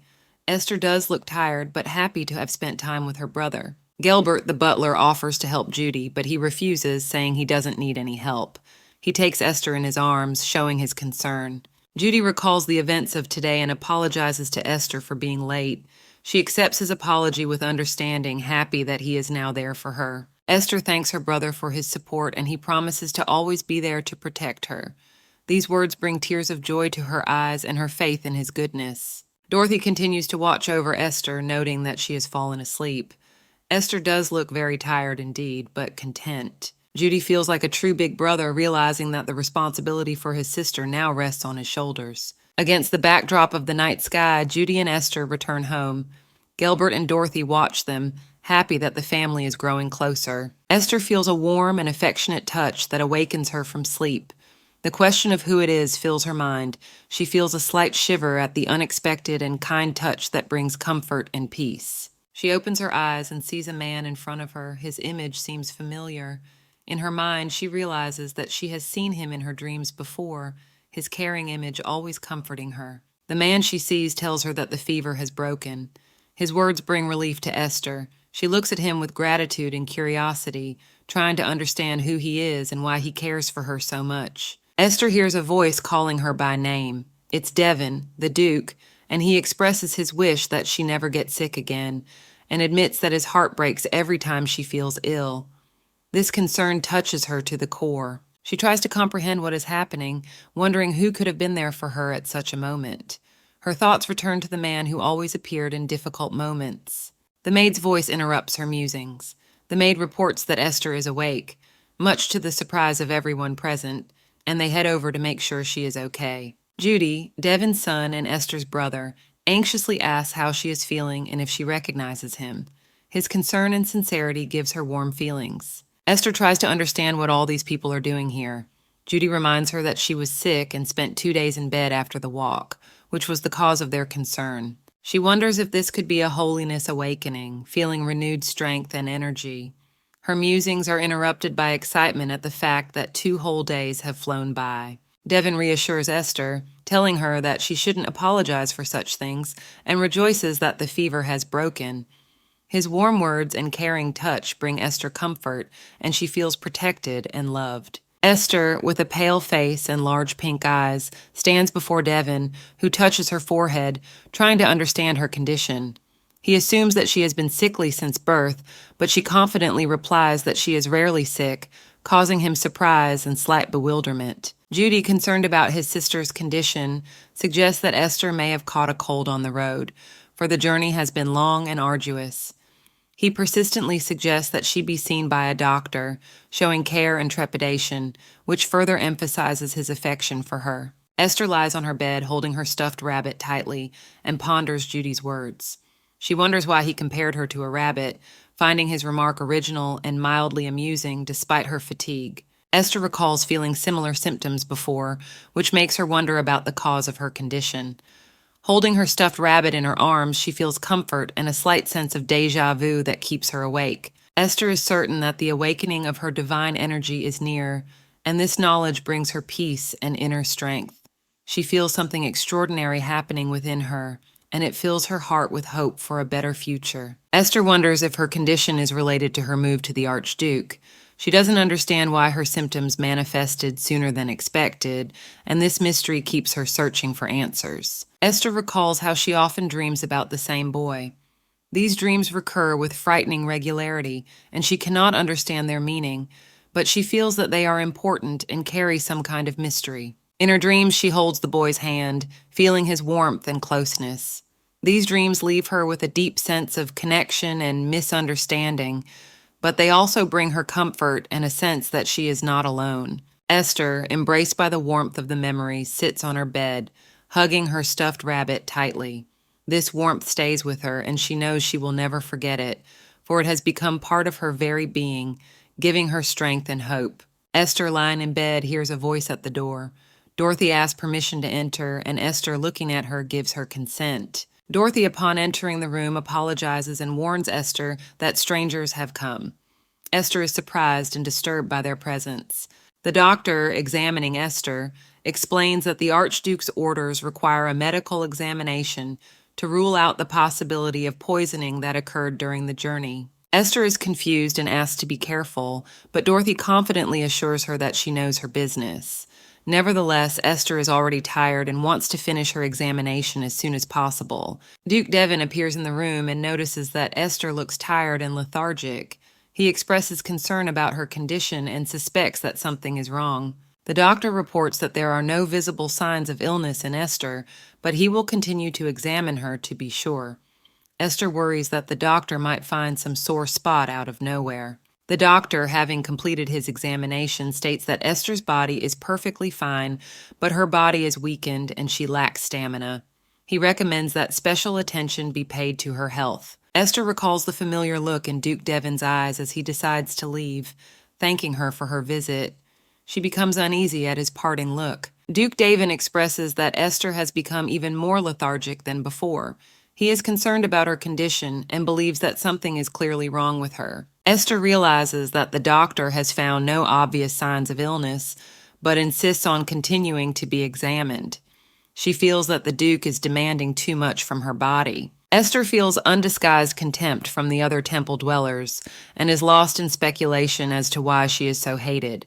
She speculates that it may have something to do with her relationship with the Archduke. Devon, while at the castle, notices Esther and is troubled by her condition. Esther apologizes to him, claiming that she is fine, but Devon persistently inquires about her well-being. When Esther tries to explain her condition, Devon interrupts her, saying that illness is no reason to apologize. He tries to convince her that there is no shame in it and her apology is inappropriate. Esther hesitates, but Devon insists that it's not her fault. He reassures her, explaining that she doesn't need to worry about what others think. Devon admits that he doesn't know what went on at the temple, but he thinks that calling a doctor would have been the right thing to do to make sure Esther is healthy. It would have reassured everyone around them. Esther feels warm and grateful again for Devon's support. She thanks him for his concern, calling him Your Highness, and feels a little better. It is raining heavily, and Devon looks out the window, hoping that the children he is thinking of are safe. He is concerned for their well-being in this weather. Ben, his friend and assistant, notices that Devon is thinking about the children and wonders how such a man can be called a monster. He realizes that behind the Duke's stern exterior lies a kind heart. Devon reflects on the fact that he hasn't seen such a heavy downpour in a long time. He reflects on how it has been a long time since it has rained this hard, and how it might affect their plans. Remembering the events at the temple, Devon realizes that Esther seemed nervous. He decides that he must get to the bottom of her anxiety and help her cope. Esther anxiously asks Dorothy what is going on, to which the maid replies excitedly, addressing her with deference and calling her Your Highness. Esther looks surprised and concerned. Suddenly, Davin, the Duke, appears and notices Esther's condition. He tells her to calm down, calling her by her name. Esther can't seem to understand what is happening and asks what is wrong with her. Esther, in desperation, asks Devon to kill her, unable to bear further suffering. He sees her terror and despair, but doesn't know how to help her. Esther's deep emotional wound is evident. Devon, with tears in his eyes, begs her to calm down. He can't bear to watch her suffering and feels helpless. He tries to comfort Esther, but she is in such a state that she is unable to breathe or live. Esther remembers her past life in which her real name was Dinah. Memories of her past torment come back to her, plunging her into deepest pain. She suffers from this vivid memory. Dinah had experienced the same agony and pleading in the past. She begged someone named Raphael to put her out of her agony. Her pain in the past was as intense as it is in the present. In flashbacks, Dinah feels terrible. She admits that she was wrong in begging Raphael for forgiveness. Past and present intertwine, plunging her into her deepest anguish. Devon assures Esther that all is well and they are safe. He tries to reassure her by reminding her where she is. His words are full of tenderness and concern. Esther realizes that she is now safe and surrounded by people who love her. Devin supports her in a caring way, helping her cope with the horrors of the past and present. Esther realizes that her suffering has finally come to an end. She finds peace in realizing that she is no longer alone and can count on the help and support of loved ones. Esther and Devin are in a luxurious room. Esther is excited and confused to find herself in such a place, not in the temple as she is used to. Devin, too, is puzzled by her words and tries to figure out what could have frightened her so much. He looks at her with perplexed eyes, trying to catch her thoughts and help her calm down. Esther tries to make sure they are not in the temple, but in the Archduke's estate. Her anxiety grows. She seems lost and frightened. She looks at the familiar details of the interior, trying to find confirmation of her words. Devin, seeing her confusion, realizes that the situation is more serious than it seemed at first glance. Apologizing for her anxiety, Esther recalls the times she was locked out. Every mention of Rain and Raytheon makes her anxious, and she can't hide her emotions. Her hands shake, and she can barely hold back the tears.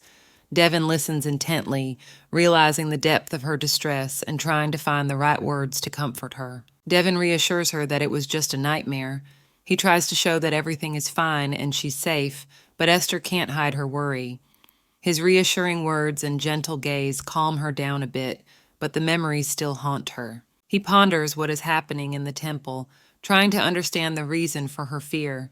His eyes express concern and determination to figure it out. He thinks about what could have scared Esther so much and makes the decision to find out the truth to protect her. Devin promises to be by Esther's side until the rain stops. Her surprise and fear is evident on her face, but his concern gives her a little reassurance. She doesn't expect such support and is grateful for it. His words become a pillar of support for her, and she begins to feel a little calmer knowing he is there for her. Esther is surprised at his willingness to help and even work to distract her. Her eyes glisten with excitement and embarrassment, but she feels a little better around him. She realizes she can trust him, and it helps her relax a little. His care and attention touches her to the core. Devin asks her if anyone at the temple has been hurting. He's clearly concerned about her condition and wants to find out the truth to help her. His question makes her think and recall unpleasant moments. She sees his genuine concern and decides to tell him more so he can understand her fears. Esther, hesitating, replies that she doesn't. She recalls the times when she began to be afraid of thunder and tries to understand what started her fears. Her voice trembles, and she struggles to find the words to explain it properly. Devin listens intently, realizing that her memories are full of pain and suffering. She admits that it happened a long time ago. Her gaze becomes sad and detached, and the memories overwhelm her. Devin sees her pain and decides to help her through it. His heart squeezes with compassion, and he decides to do whatever he can to relieve her of these fears. Esther didn't know what was going on in the temple, but she was sure that no one would hurt her in her manner. That thought calmed her down a bit, despite the anxiety that was building up inside. She closed her eyes, trying to find the strength to forget her fears. Devin assured her that he would always protect her. His confidence and determination made Esther feel safe, even though her eyes still bore traces of the fear she had experienced. His words sounded to her like a promise he was sure to keep. Judy came into the room when he saw his father and was surprised. He questioned what he was doing here, and his innocent curiosity slightly diffused the tense atmosphere. Judy looked at them curiously, not understanding the intricacies of the situation. It turned out that Judy couldn't sleep because of the thunder and had come to check on Esther. His concern for his sister touched everyone present. He rubbed his eyes, clearly tired and concerned for his sister. Devin asked Judy if he was worried about Esther, and the boy admitted that was what had brought him here. The whole family united in this touching concern for each other. Devin looked at his son with pride, realizing how important this family bond was. Judy noticed that Esther's eyes were red and worriedly asked if she had been crying. His concern brought a smile to Esther's face, despite her condition. She felt how important it was for her to have such a caring brother by her side. Judy offered to sleep together so Esther wouldn't feel lonely. He promised to guard her sleep, which made her feel grateful. His determination and willingness to support his sister in her time of need touched her heart. Devin supported his son's idea, noting that it would be good for Judy to stay with Esther in her room on rainy nights. Esther felt the warmth and care of her family. She realized that she could always count on their support. Judy happily agreed to stay the night and spend time with his sister. His happiness and sincerity filled the room with light and joy. They laughed and shared stories, forgetting their fears and worries. Esther fell asleep with thoughts of how wonderful it would be if the Duke stayed until morning, too. Her heart was full of love and gratitude for her family, and she felt truly secure.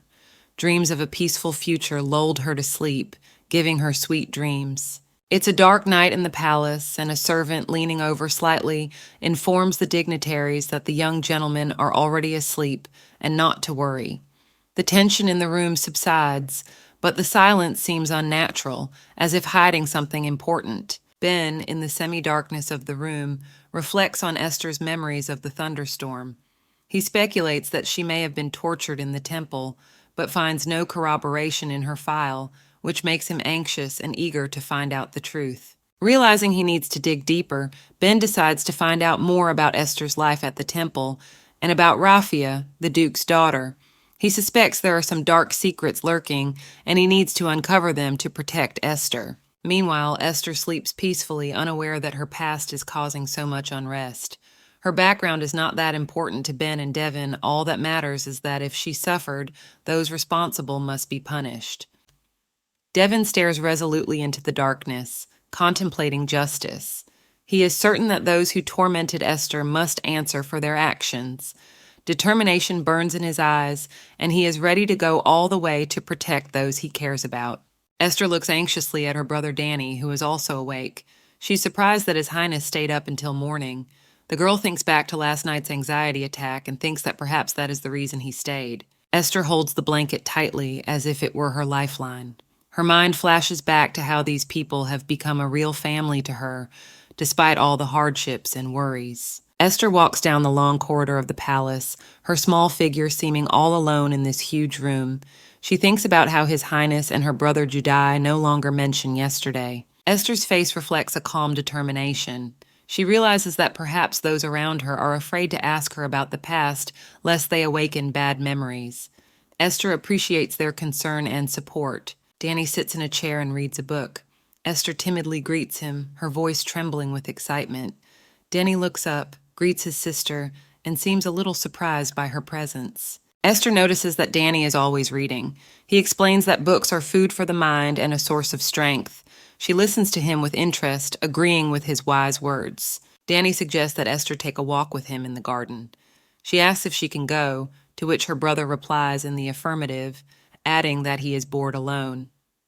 Esther smiles, feeling happy to be able to spend time with her brother. Esther and Danny are walking through the garden. She notices that she has never been to this part of the garden before. Danny explains that he just took a different path than usual. Esther ponders his words. Danny apologizes to Esther for lying about the garden. He admits that they are going somewhere else as he didn't want their plans to be discovered because of the servants snooping around. Danny also admits that he lied about being able to accompany her. He wishes Esther was there to share this moment together. Esther looks at him with understanding and gratitude in her eyes. Esther stood at the castle gate as her brother Danny explained to her why she was easily accepted into their family. He thought their father was very simple-minded, and so he quickly accepted her without asking too many questions. Esther stood with a thoughtful expression on her face, trying to figure out how she was being perceived in this new home for her. Danny continued by saying that he could not yet consider Esther his little sister. His serious look and tone showed that he was not yet ready to recognize her as part of his family. This was unexpected to Esther, and her heart squeezed at those words. She felt like a stranger in this new place where she was looking for support and understanding. Later that evening, Danny, as he prepared for bed, reflected on the day's events. His thoughts swirled around Esther, her place in their family, and his own feelings toward her. He wondered if he should change his attitude and what it would take. New plans and questions were brewing in his head that he didn't yet know the answer to. Walking down the corridor of the castle, Danny noticed his father going somewhere at a late hour. This surprised him, as his father was usually resting at this time. He wondered what could have made him get up so late and decided to follow him to find out more about his intentions and behavior. When Danny caught up with his father, he asked him what he was doing. His father replied that he just wanted to visit Esther. Danny was taken aback by this answer and began to suspect that his father had some special motives or plans related to Esther. He felt that something important was escaping his grasp. Following his father, Danny heard him tell someone to stay in Esther's room. This made him even more suspicious of what was going on. He felt that there were strange things going on in the family that were not being told to him. It made him anxious and want to figure things out. Esther, lying in her bed, reflected on her father and brother's interest in her. First her father, now Danny. She wondered what was so special about her that attracted their attention. She searched her thoughts for answers, but so far she couldn't find anything definitive. Denny, standing in the hallway, thought Esther was quite intelligent and interesting. He began to rethink his attitude toward her and her possible influence on their family. His thoughts were full of doubt and hope. He felt that this was the beginning of something new in their relationship. When Esther fell asleep, Danny was still immersed in his thoughts. He wondered what kind of person Esther was, and he was becoming more and more interested in learning more about her. He decided that he would try to understand her better in order to find answers to his questions and perhaps change his attitude toward her. Esther and Danny meet in the garden. Esther looks a little agitated while Danny remains calm. They discuss something important, and Esther is surprised to hear new details from her brother. Danny shows Esther a small loophole in the wall that resembles an animal entrance. Esther is puzzled as to why this is necessary, but Danny explains that it is a secret exit that few people know about. Esther continues to ponder why Danny would choose to show her this loophole if he doesn't recognize her as a sister. Her thoughts are filled with doubt and wonder at her brother's actions. Esther suspects that Danny wants to kick her out of the estate through this manhole. Danny, meanwhile, suggests that she try to climb through. Esther hesitates, but interest takes over. Danny assures Esther that no one will notice their escape. He mentions that he has business in the village and invites her to come along with him. Esther agrees, and they begin their adventure. They make their way outside through a manhole. Danny and Esther look around, checking to see if anyone has noticed their escape. They feel like real conspirators hiding from the eyes of adults. Esther, nervous, still decides to confide in her brother. She remembers him asking her for help. Their journey continues, and they look forward to what comes next. In the village, Esther and Danny find themselves in a bustling street full of people and bright colors. Esther is surprised by the number of people and the festive atmosphere. She feels a little out of place. Danny tells her that their father met the girl at the temple. Esther is amazed and puzzled as to what attracted their father so much. Her thoughts are once again filled with doubt and bewilderment. Danny remembers that he has somewhere to go. Esther offers to go with him, but he refuses, saying he'd rather go alone. Esther remains confused, not understanding why her brother would do such a thing. Danny, confident in his intentions, asked Esther to wait for him at the designated place. He was calm and determined, willing to leave her alone for a while. Against the backdrop of the building and passers-by, he looked at ease, indicating with a gesture that he would be back soon. Esther felt alarmed to hear that her brother was going to leave her alone. She looked at him in wonder, not understanding why he was doing this. Her head was full of questions, but she dared not argue. The moment Danny was leaving, Esther felt a great uneasiness. She didn't want to be alone and hoped he wouldn't linger. She clasped her hands tightly together, determined to wait for him despite her inner doubts. Danny, satisfied with his decision, wished Esther a goodbye. He didn't notice her excitement, confident that everything would be all right. Against the brightly colored flags and the busy marketplace, he looked confident and calm. Esther, left alone, felt abandoned. She watched her brother walk away, worried that he wouldn't come back. The light of the sunset added drama to her emotions, intensifying her sense of loneliness. Esther remembered how suddenly Danny had called her to come with him, and it had made her suspicious. She followed him, wondering why he had done so. Her intuition told her that something was wrong. Esther realized that her appearance might not have pleased her brother. She decided it wasn't that big of a deal after all. She was planning on leaving soon anyway. The sun was setting, and her thoughts were filled with disappointment and sadness. Suddenly, Esther was approached by two strangers. One of them questioned what the little girl was doing here alone. Their appearance made her fearful, and she realized that they could be a danger. One of the men noted that he had not seen her here before, and assumed she was from a noble family by her attire. The other man doubted that she was alone, but hoped they were lucky and could capitalize on her kidnapping. Esther, wary and frightened, realized that these men were dangerous. She listened to their conversation and realized that they were planning to kidnap her for ransom. Her heart beat harder, and she began to look for a way to escape the danger. Esther stands in front of the two men, who are clearly not in a friendly mood. She offers to let them kill her, causing the robbers to be bewildered and confused. The men can't believe their ears, and one of them asks in shock if he understood her correctly. The robbers are confused. They don't understand what is happening and begin to question the girl's sanity. She, on the other hand, seems completely calm and confident in her request, surprising them even more. Esther explains that there is no point in kidnapping her as she is already abandoned and no one wants her. The men continue to be surprised by her words, not understanding what pushes the girl to make such statements. Esther is sure she is right and says that their attempt to sell her will not succeed. She suggests with grim determination that they would rather kill her than sell her. The men, clearly shaken, cannot find the words. Esther continues to insist, even offering to find a knife so they can kill her. Her eyes are determined and her voice does not waver, showing the seriousness of her intentions. The robbers, meanwhile, don't know how to react to her words. Suddenly, Danny, her brother, appears and apologizes for the delay. He sees what's going on and asks Esther if she knows these people. His calmness and confidence contrast with the situation. The robbers begin to realize that these are no ordinary children standing before them. They notice that these children are clearly not afraid of them, and this causes them some confusion. They discuss the strangeness of the situation amongst themselves. Danny, looking down at them, wonders if they realize who they are threatening. His calm and confident demeanor further confuses the robbers. He clearly knows how to handle the situation. One of the robbers begins to realize that the boy in front of them looks a lot like the Archduke. This discovery causes them shock and bewilderment. They begin to realize the danger of the situation. Danny, holding back his anger, asks how long they are going to detain them. He makes it clear that they have no more time for these games, and the robbers, realizing the seriousness of the situation, begin to get nervous and possibly look for ways to retreat. Danny, confident and determined, warns his adversaries not to try to touch him or they will face serious consequences. His determined look and firm words force the attackers to retreat. The opponents, realizing that they have overreacted, try to justify that everything was just a joke. In panic, they rush to flee, realizing that they can't handle an opponent like Danny. Passers-by begin to discuss what has happened, doubting that they are really Teresia, the Archduke's daughter.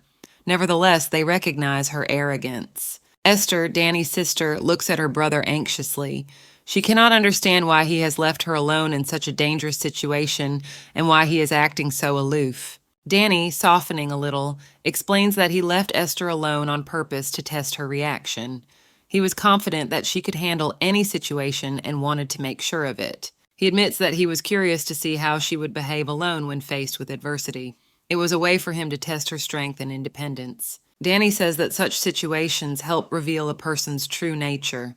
He watches his sister, realizing that she is getting stronger every day. Esther confesses that she thought he wanted to get rid of her because he didn't like her.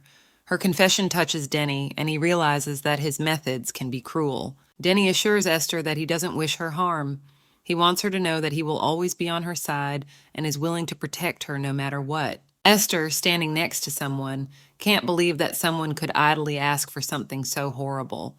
Her face reflects a mixture of shock and despair. She doesn't understand how anyone can be so indifferent to life. Danny looks sadly into the distance, realizing that for Esther, life no longer has value. It is hard for him to see her lose hope and the will to fight for her existence. Denny, turning to Esther, admits that he didn't want to leave her alone. He is genuinely concerned for her and fears for her well-being, especially after all she has been through. Esther listens to Danny's words, but her expression remains sad. She asks him to stop asking people to kill her.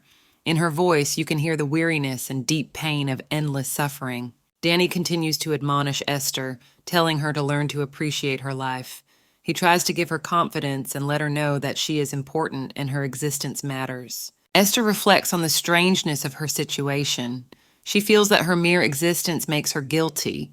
She feels that she doesn't deserve life and happiness. Danny assures Esther that her family needs her and asks her to come back. He realizes how hard it is for her, but tries to show her that she is loved and welcome home. Esther looks at Danny with realization. She realizes that it is time for her to stop looking for her doom and start appreciating life. Denny hopes his words will help his sister find the strength for a new beginning. Devin, in an elegant green uniform, is sitting at the table, eating quietly, when he turns his attention to his son Denny.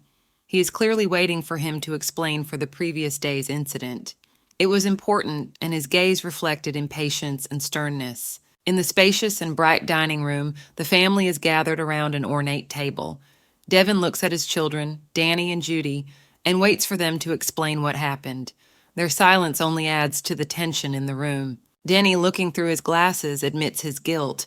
He apologizes for his carelessness and says that things didn't work out the way he planned. His words are sincere, and he is clearly sorry for what happened. After hearing Danny's apology, Devin smiles and says he appreciates his honesty. He admits that they haven't had time to get to know each other well yet, but adds that Esther, their sister, is part of the family and her opinion is also important. Looking forward to the future, Devin expresses his hope that there will be no more misunderstandings like this. He is about to continue the conversation when suddenly his thought is interrupted. This creates intrigue and makes the children listen intently. Devin, in addressing his children, wants their opinions. He puts them in the spotlight, letting them know that their thoughts and feelings are important to him. This is unexpected and causes them surprise and slight embarrassment. He mentions that Danny and Judy's birthday is coming up soon. This causes a surge of emotion and joy in everyone present, as a birthday is always something special and important to the family. Judy, full of enthusiasm, suggests having a masquerade party.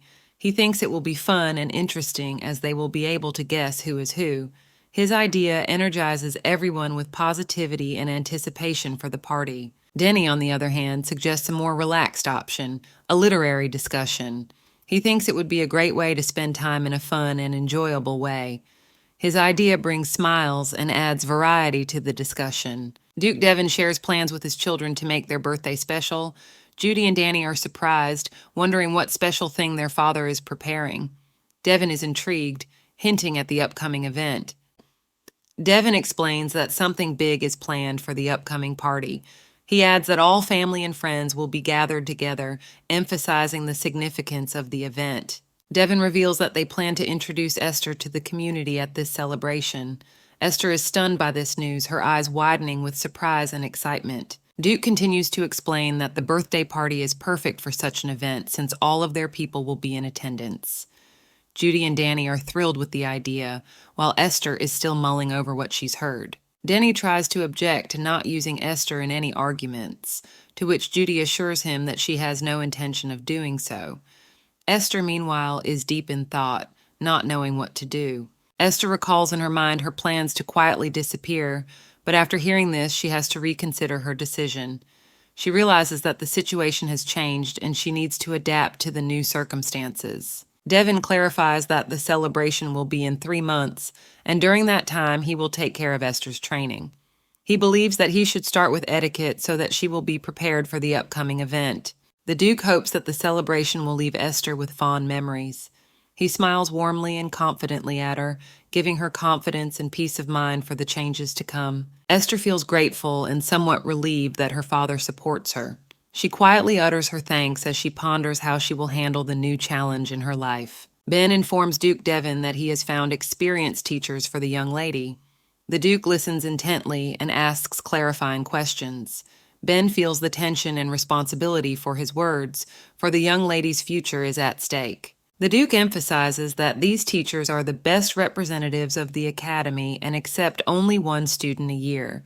He is confident that the training will be top-notch, and this gives him confidence in his decision. The Duke expresses doubt, clarifying whether they are indeed teaching the Count's daughter, and assumes that a lot of money has been paid for their services. He looks warily at Ben, waiting for confirmation of his hunch. Ben confirms that the position allows him to pay 3 times as much to provide the best education for the young lady. He is proud that he was able to organize everything at such a high level and awaits the Duke's approval. Ben has also done an in-depth investigation and finds that no one confirms cruel punishments or abuse at the temple. This reassures the Duke, and he begins to trust Ben's words more, realizing that everything has been verified. Ben's words reassure the Duke that there is no mistreatment of the candidates. Ben assures him that all the female candidates are equal and none of them are locked up, and this emphasizes fairness and equality in training. Duke shows interest by asking a clarifying question. Ben reports that he has found out more information about the candidates, including a girl named Rafian. This information surprises the Duke and raises more questions. Duke is surprised to learn that Rafian is there alone. He begins to realize that this is important for future actions and thinks about the possible consequences. Rafian becomes a key figure in their discussion. The Duke realizes that Rafian's situation requires special attention and discusses possible steps. He realizes that educating the young lady requires considerable effort and decides to devote more time and resources to it. Ben continues to share more details, building the Duke's confidence in the training plan. They discuss the next steps together to ensure the young lady's success, and it becomes a shared important endeavor for them. From her very first day at the temple, the girl began actively preparing to become a saint. She was surrounded by priests and nuns, creating an aura of mystery and responsibility for her destiny around her. As time passed, Rafian, the one being prepared for sainthood, began to notice strange things. The violence going on in the temple was carefully hidden from the eyes of outsiders, leaving her confused and afraid. Devon, the Duke, decided to find out the truth about Rafian's past.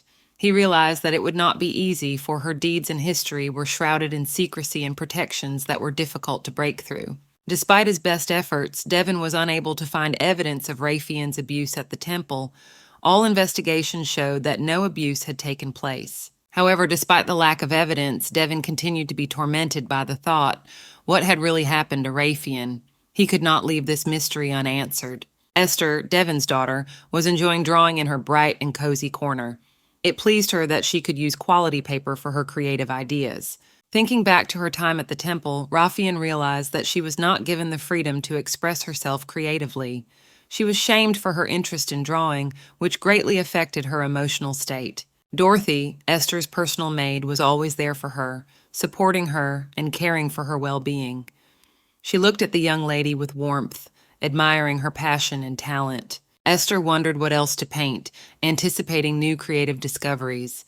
She was excitedly preparing herself for new artistic experiments. And at that moment, Dorothy called out to her. Esther, immersed in her thoughts, was pleasantly surprised by her attention, which fueled her enthusiasm and inspiration for new accomplishments. Esther stares in amazement at the portrait Dorothy has drawn of her. She cannot believe that the image on the paper is herself. The emotion on her face reflects genuine admiration and amazement. Dorothy, sitting on the floor, explains that she decided to make this drawing in gratitude for Esther's help. Esther is touched by her maid's attention and at the same time amazed at her artistic ability. Esther's delight knows no bounds. She considers the drawing a masterpiece and is amazed by Dorothy's talent. Esther decides that she must tell everyone about it, even His Highness. Esther tries to praise Dorothy, but she is embarrassed and denies her talents. She explains that her drawings have always been ridiculed at the temple, and she doesn't think they are anything special. Dorothy recalls scenes from the temple where the other girls criticized her work and said that anyone could make such drawings. These words hurt her deeply and undermined her faith in her own abilities. Esther assures Dorothy that she is a genius. This confession evokes new emotions in Dorothy and makes her think about her abilities and talents, which she has always underestimated. Esther continues to admire the drawing and notes that it looks amazing for a 10-year-old girl. Dorothy still doesn't believe her praise is sincere, but she is pleased to hear such words. Danny enters the room, drawing attention with his appearance. He asks what is going on as he heard Esther's exclamations even from the hallway. Danny continues to talk to Esther and notices that she is already calling Judy brother, suggesting that she call him that as well. Esther and Danny start jokingly arguing about it, which diffuses the situation a bit. Esther, Dorothy, and Danny discuss the past events and share their thoughts.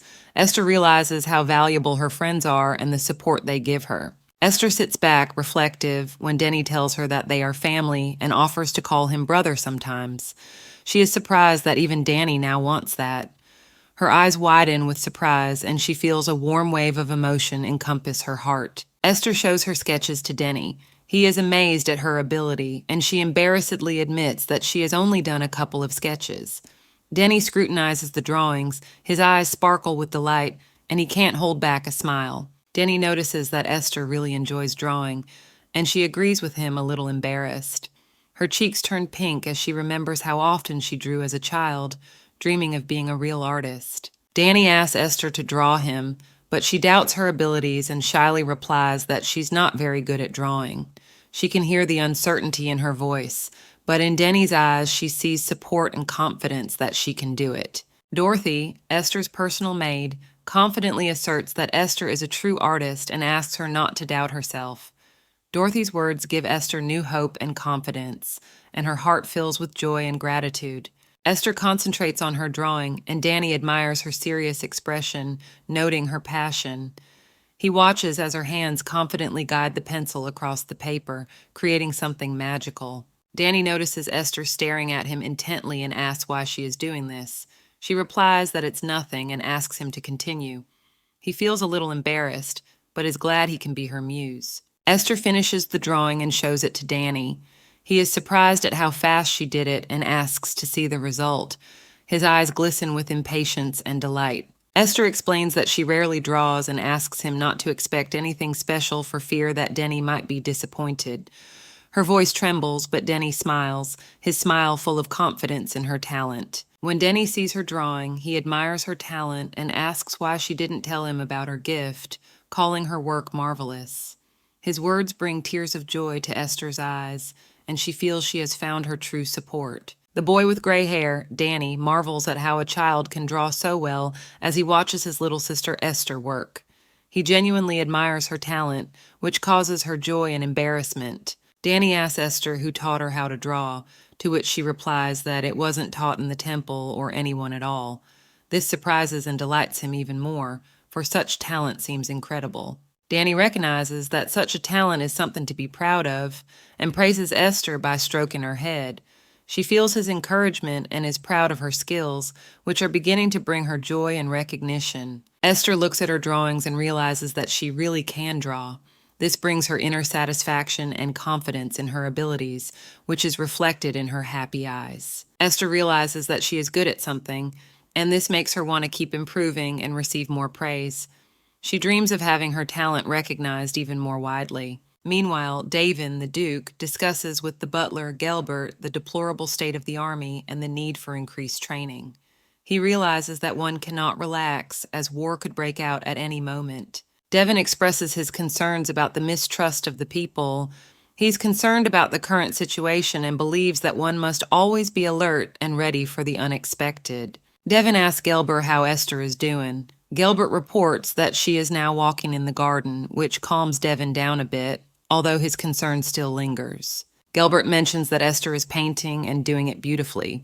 Devin is surprised and pleased to hear this, as recognizing his daughter's talent adds to his confidence and pride in her. Esther is so engrossed in her drawing that she doesn't notice Gelbert and Devin approaching. Gelbert, looking at her, notes how well focused the girl is and adds that His Highness is clearly in love with her. Esther, sitting in the garden and holding a pencil, ponders what she should draw next. She is immersed in her thoughts, trying to choose a subject for her drawing. Devin and Gelbert approach her. The girl, surprised by their sudden appearance, asks when they had time to approach. Devin replies that he heard her drawing and decided to watch. Devin wonders if Esther has had time to draw anything yet. The girl, embarrassed, replies that she has, but she doesn't like the result very much. Gelbert, in turn, praises her work, calling it beautiful. Devin, looking at Esther, asks her to draw his portrait. The girl is surprised and unsure of her abilities, noting that her drawings are far from perfect. Devin assures Esther that if it's too difficult, there's no need to stress. The girl replies that that's not the point, but that she really isn't very good at drawing. Devin mentions that his office looks empty and he would like to hang a portrait on the wall. He does this to motivate Esther and show how much he appreciates her art. Esther confusedly refuses, feeling pressured. Devin jokingly adds that if she refuses, he will have to find another artist, which makes the girl even more anxious. Gelbert, watching this scene, mentally comments that His Highness is lying without blushing. He recalls Devin saying that he didn't need the portrait, but now everything has changed. Esther realizes that Devin appreciates her talent and really wants her to paint him.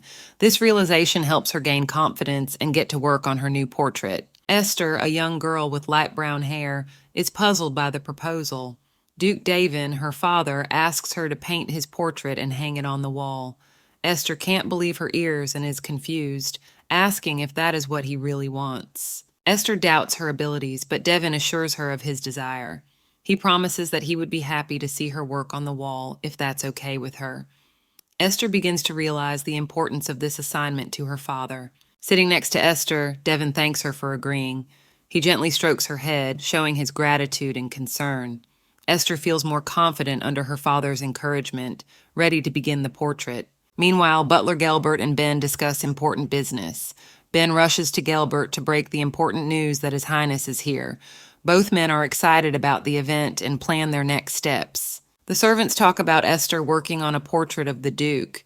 They share rumors and discuss the girl's talent. Some of them are surprised, as they know that the Duke usually does not like portraits, but something is different here. Ben and Gelbert can't understand why the Duke suddenly wants a portrait. They remember that he used to say he hated portraits. Their conversation is filled with doubt and bewilderment at the change in Devon's preferences. Ben realizes in a panic that he has made an error in his judgment. He realizes that he dreamed that the Duke doesn't like portraits. In reality, the Duke has always liked portraits, and now needs to rectify the situation urgently so as not to cause displeasure. Gelbert notes that young Lady Esther has a real talent. He notices how happy Devon and Esther are together, seeing their smiles and mutual care. This makes him feel proud of his mistress. The servants discuss the change in the Duke's character. They are surprised that a man who used to be dubbed a demon can be so gentle and kind. This change makes them respect and admire him, for Devon is showing his human side that few knew he had. Esther, sitting at a table on the terrace, is concentrating on drawing. Suddenly her father, Duke Davin, turns to her. He asks if she enjoys drawing, watching her work with interest. Esther replies embarrassed, not taking her eyes off her work. Duke Davin, seeing his daughter's enthusiasm, suggests that she study art more seriously. He thoughtfully tells her that he will support her in this endeavor if she decides to devote herself to painting. Esther is confused and uncertain about her father's suggestion. Devon emphasizes that Esther can study whatever she wants. He promises her his support if she decides to take up art seriously. These words make Esther think about the future and what she really wants. Esther looks at her father with wonder and admiration. She can't believe he is so kind and understanding. Gratitude and touching appear in her eyes, and she feels happy around him. Esther thanks her father for his support, and he replies that he will always be there and ready to help. These words make her feel reassured and calm. She begins to feel that she can achieve great success if she believes in herself. Esther, however, is experiencing internal conflict. She realizes that she may soon leave and does not want to get used to kindness. This thought clouds her joy, and she sinks back into her anxieties. Esther's inner voice tells her that suddenly her father will not like her drawings. She begins to doubt her abilities and becomes lost in her thoughts, looking at her work anxiously. Devon notices her confusion and calls for Ben to come over. The Duke has something important to discuss with him, and his voice sounds confident and serious, drawing the attention of everyone around him. Ben and Gelbert walk over to Devon and look at Esther's drawings. Ben exclaims in amazement at seeing her talent. He gazes admiringly at the artwork and shares his impression with the Duke, much to Davin's delight. Duke, smiling, says that Esther's drawing turned out very well. He is proud of her accomplishments and is confident that she will be able to accomplish much in the future. These words finally convince Esther of her abilities, and she decides to pursue her art with confidence and passion. Esther demonstrated her abilities, which delighted those present. Gelbert and Ben were amazed at her gift, and Esther responded modestly to the praise. Duke Davin marveled at his daughter's talent, considering her a genius. Duke Davin discussed the influence of the temple on Esther's talents, suggesting that her abilities might be related. Esther was slightly embarrassed by the attention to her person, but her father was proud of her. Devon emphasized that Esther had a hidden talent and asked for Gelbert and Ben's opinion. They agreed with the Duke that his daughter was indeed extraordinarily gifted. Preparing for the dinner party, Devon decided to show Esther's portrait to the guests. He asked Gelbert to prepare a frame for the portrait, but it turned out that it had already been taken by young Mr. Denny. The Duke recalled that Denny had also received the portrait. Devon instructed Gelbert to find another, more luxurious frame for the portrait to be presented at the dinner. Gelbert agreed to fulfill the Duke's request. Devon thanked him, expressing confidence that the guests would enjoy the portrait. Esther felt slightly awkward, but she was glad for the attention. Devon recalled that he'd been stricter and more demanding in the past, but now he was proud of his daughter. Esther, despite her modesty, felt joy at her father's praise and recognition. Esther had felt uneasy about her earlier thoughts about Devon, as she had thought him to be less kind. However, now she saw how much he appreciated and was proud of her. The dinner party came on. Against the backdrop of the bright moon and the majestic mansion, the Duke showed his guests his accomplishments and especially emphasized the talent of his daughter Esther. Esther felt pride and joy that her father had praised her abilities so highly and was presenting them in front of the guests. She realized that Devon truly cherished her and her gift. Everyone was excited as His Highness had not hosted a soiree in a long time. Everyone has come, eager to take part in this long-awaited event. The heroes discuss that this is a unique opportunity that should not be missed. The participants marvel at the success of the exercise in the East. They are thankful for the guidance, thanks to which their skills have greatly improved. Everyone socializes in a pleasant atmosphere, enjoying the evening's event. One of the guests seems delighted with the results. He notes that his skills have increased manifold under the guidance of one of the attendees. The other guests echo his words, expressing gratitude and appreciation. Suddenly, Devon, a white-haired duke, appears in the hall. His sudden appearance makes everyone excited and somewhat tense. Everyone freezes in anticipation of his words and actions. Devon announces that everything is ready for the next stage of the evening. The guests begin to lively discuss what surprise awaits them. All eyes are on the main room, where something important is about to happen. Devon draws everyone's attention, inviting them to focus on what will happen next. His words create excitement and anticipation in everyone. All eyes are fixed on the stage. A cloth-covered frame stands in the center of the room. The guests wonder what lies beneath the cloth. They assume it is a painting, but they are not sure. Everyone is anxiously awaiting the moment the mystery is revealed. Devon approaches the covered frame, realizing the curiosity of everyone present. He prepares to remove the covering to reveal what is actually hiding underneath. Everyone freezes in anticipation. When the veil is removed, a portrait of His Highness appears before everyone. The guests are amazed at the artistry of the work. They discuss who the author might have been and speculate that it is the work of a famous artist. The guests continue to marvel at the portrait, noting its resemblance to reality. They compare the style of the work to famous masters, but admit that they cannot pinpoint the author. The evening continues in an atmosphere of delight and wonder. A group of courtiers discuss the artist's unusual talent, marveling at his creativity and skill. One of the men noted that an unusual power emanates from the painting, hinting at its connection to magic. Benjamin, speculating about sacred energy, guessed that the painting was invested with forces that transcended ordinary art. His intuition told him that there was holy magic involved. Devon, dressed in a luxurious red suit, praised the artists recognized in the empire for their contribution to culture. However, he emphasized that this drawing was special because it was created by his daughter. Other courtiers were surprised to learn that Duke Davin had a daughter. One of them suggested that this might be news since he recently adopted a child. Devon explained that he had adopted the girl from the temple a few days ago, and she was now part of Teresa's family, becoming a daughter to him and a sister to his sons. Devon, with an enigmatic smile, predicted that there would soon be another reception where he expected to see every last one of them, hinting at an important event. Under the bright moonlight, Devon noticed how beautiful the night was, creating the perfect atmosphere for a candid conversation. He turned to Benjamin, inviting him into the conversation.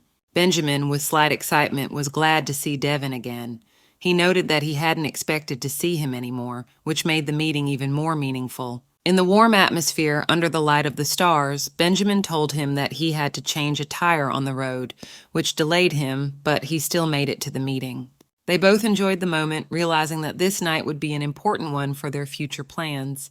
The atmosphere of trust and friendship set the stage for a frank and sincere conversation. Duke Devon recalls the good old days with a smile, discussing with Benjamin how the latter's optimism helped him through all the difficulties at the front.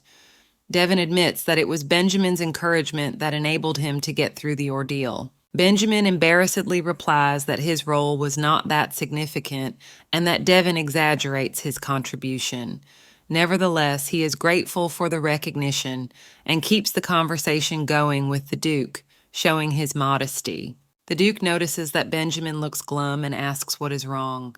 Benjamin begins his story by explaining that he is concerned about one important detail. He looks to the Duke for advice and support in this situation. Devon, feeling slightly embarrassed, remembers that they have known each other for a long time and asks for permission to ask a favor.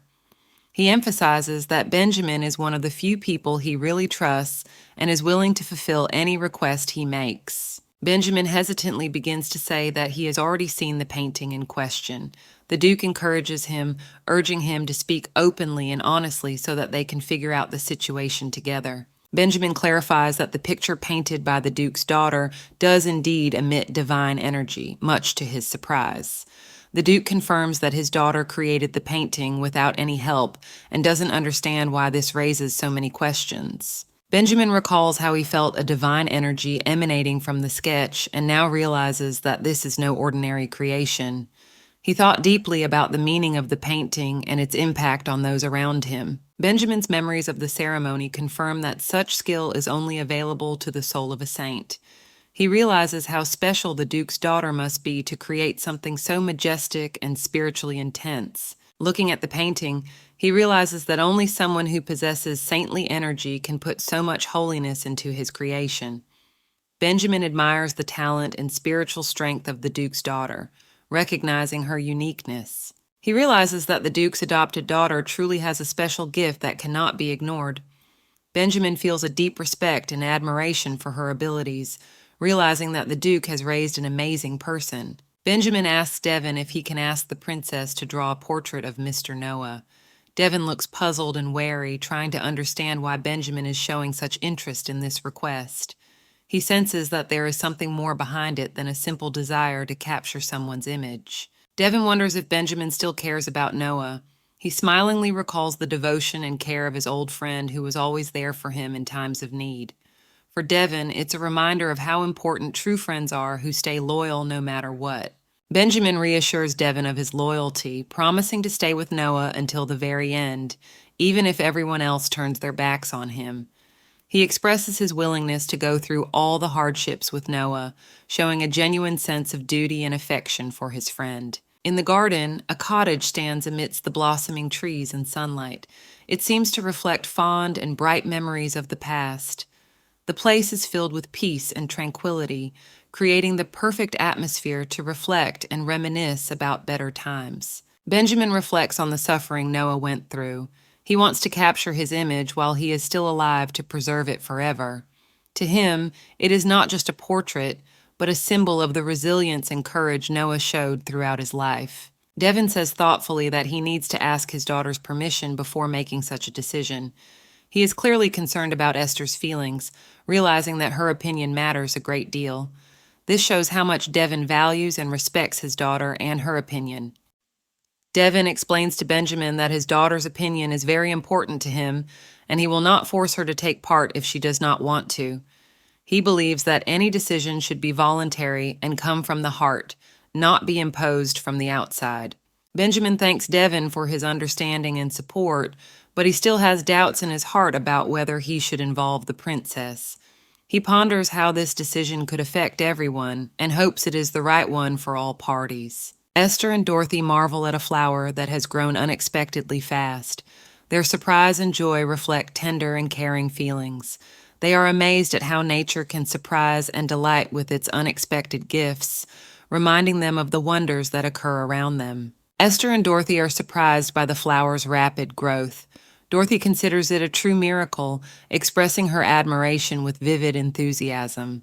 They discuss how this could have happened and marvel at the beauty and magic of nature that can do such amazing things. Raphael found a flower that was sensitive to holy energy and learned that it stimulated its growth.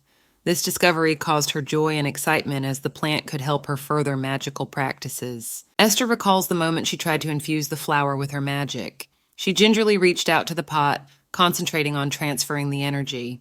It was an important step in her learning and self-development. Esther reflects on the fact that her abilities are usually revealed at times like this. She realizes that if anyone were to find out about her powers, they might try to lock her in the temple, which instills fear and anxiety in her. While walking down the temple corridor, Raphael hears a conversation that she is about to be declared the next saint. She understands that this is a great honor and responsibility, but also feels an inner tension from this news. Raytheon has a new dress specially made for her, and it further emphasizes her special status.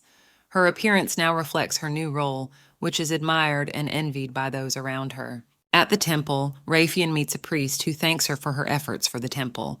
Raytheon feels compelled to continue her efforts, believing it to be her duty, and realizes the importance of her work. Raytheon receives from the priest an elegant vessel containing a cure for Saint Cespia. She holds it carefully, realizing the importance of this mission and the responsibility entrusted to her. The priest expresses his admiration for Raphael's faith in her beautiful soul.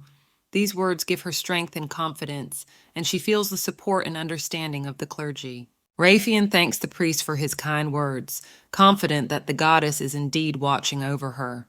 This belief strengthens her resolve and her willingness to continue her good deeds. The priest hands Raphael what she requested, reinforcing their bond of trust and cooperation. Raphael accepts it gratefully, realizing that there is more work and challenges ahead. The priest with black hair wishes Raphael a good day's work. He looks calm and kind, his smile radiating confidence and hope. The flowers in the background emphasize the atmosphere of serenity and peace. Raphael replies to the priest that she too has wished a good day. Determination and devotion shine in her eyes, while the flowers and patterns in the background add to the dreamy atmosphere and emphasize her purity and light. Raphael stands at the bedside of Saint Cespia. Hearing her voice, she asks anxiously and hopefully if she recognizes her. Her eyes are full of concern, and she longs to hear confirmation from the saint. Saint Cespia smiles and replies that it is indeed Raphael. Her face radiates warmth and love, and her voice is filled with kindness and peace. In this moment, there is a sense of deep understanding and connection between the two. Raphael announces that she has brought the medicine and asks the saint to rise. The room is semi-dark, but the rays of light coming through the windows symbolize hope and healing, and Raphael shows care and attention to the saint. Raphael wonders with a smile how Cespia is feeling. Her cheerful appearance and energy fills the room with light and warmth, creating an atmosphere of joy and optimism despite hardship and illness. Saint Cespia admits that she is unsure of her condition, but feels that her body will soon fulfill its purpose. Her eyes show sadness and weariness, but also a willingness to accept her destiny. Cespia says she hears the call of the goddess. Her eyes are filled with mystical light, and her face expresses calm and humility. This moment shows her spiritual connection to the higher powers and her willingness to follow the goddess. Raphael asks the saint not to leave her, begging the goddess to wait a little longer. Cespia smiles back, her laughter soft and comforting. In their dialogue, one can feel the deep connection and love that unites them in this touching moment.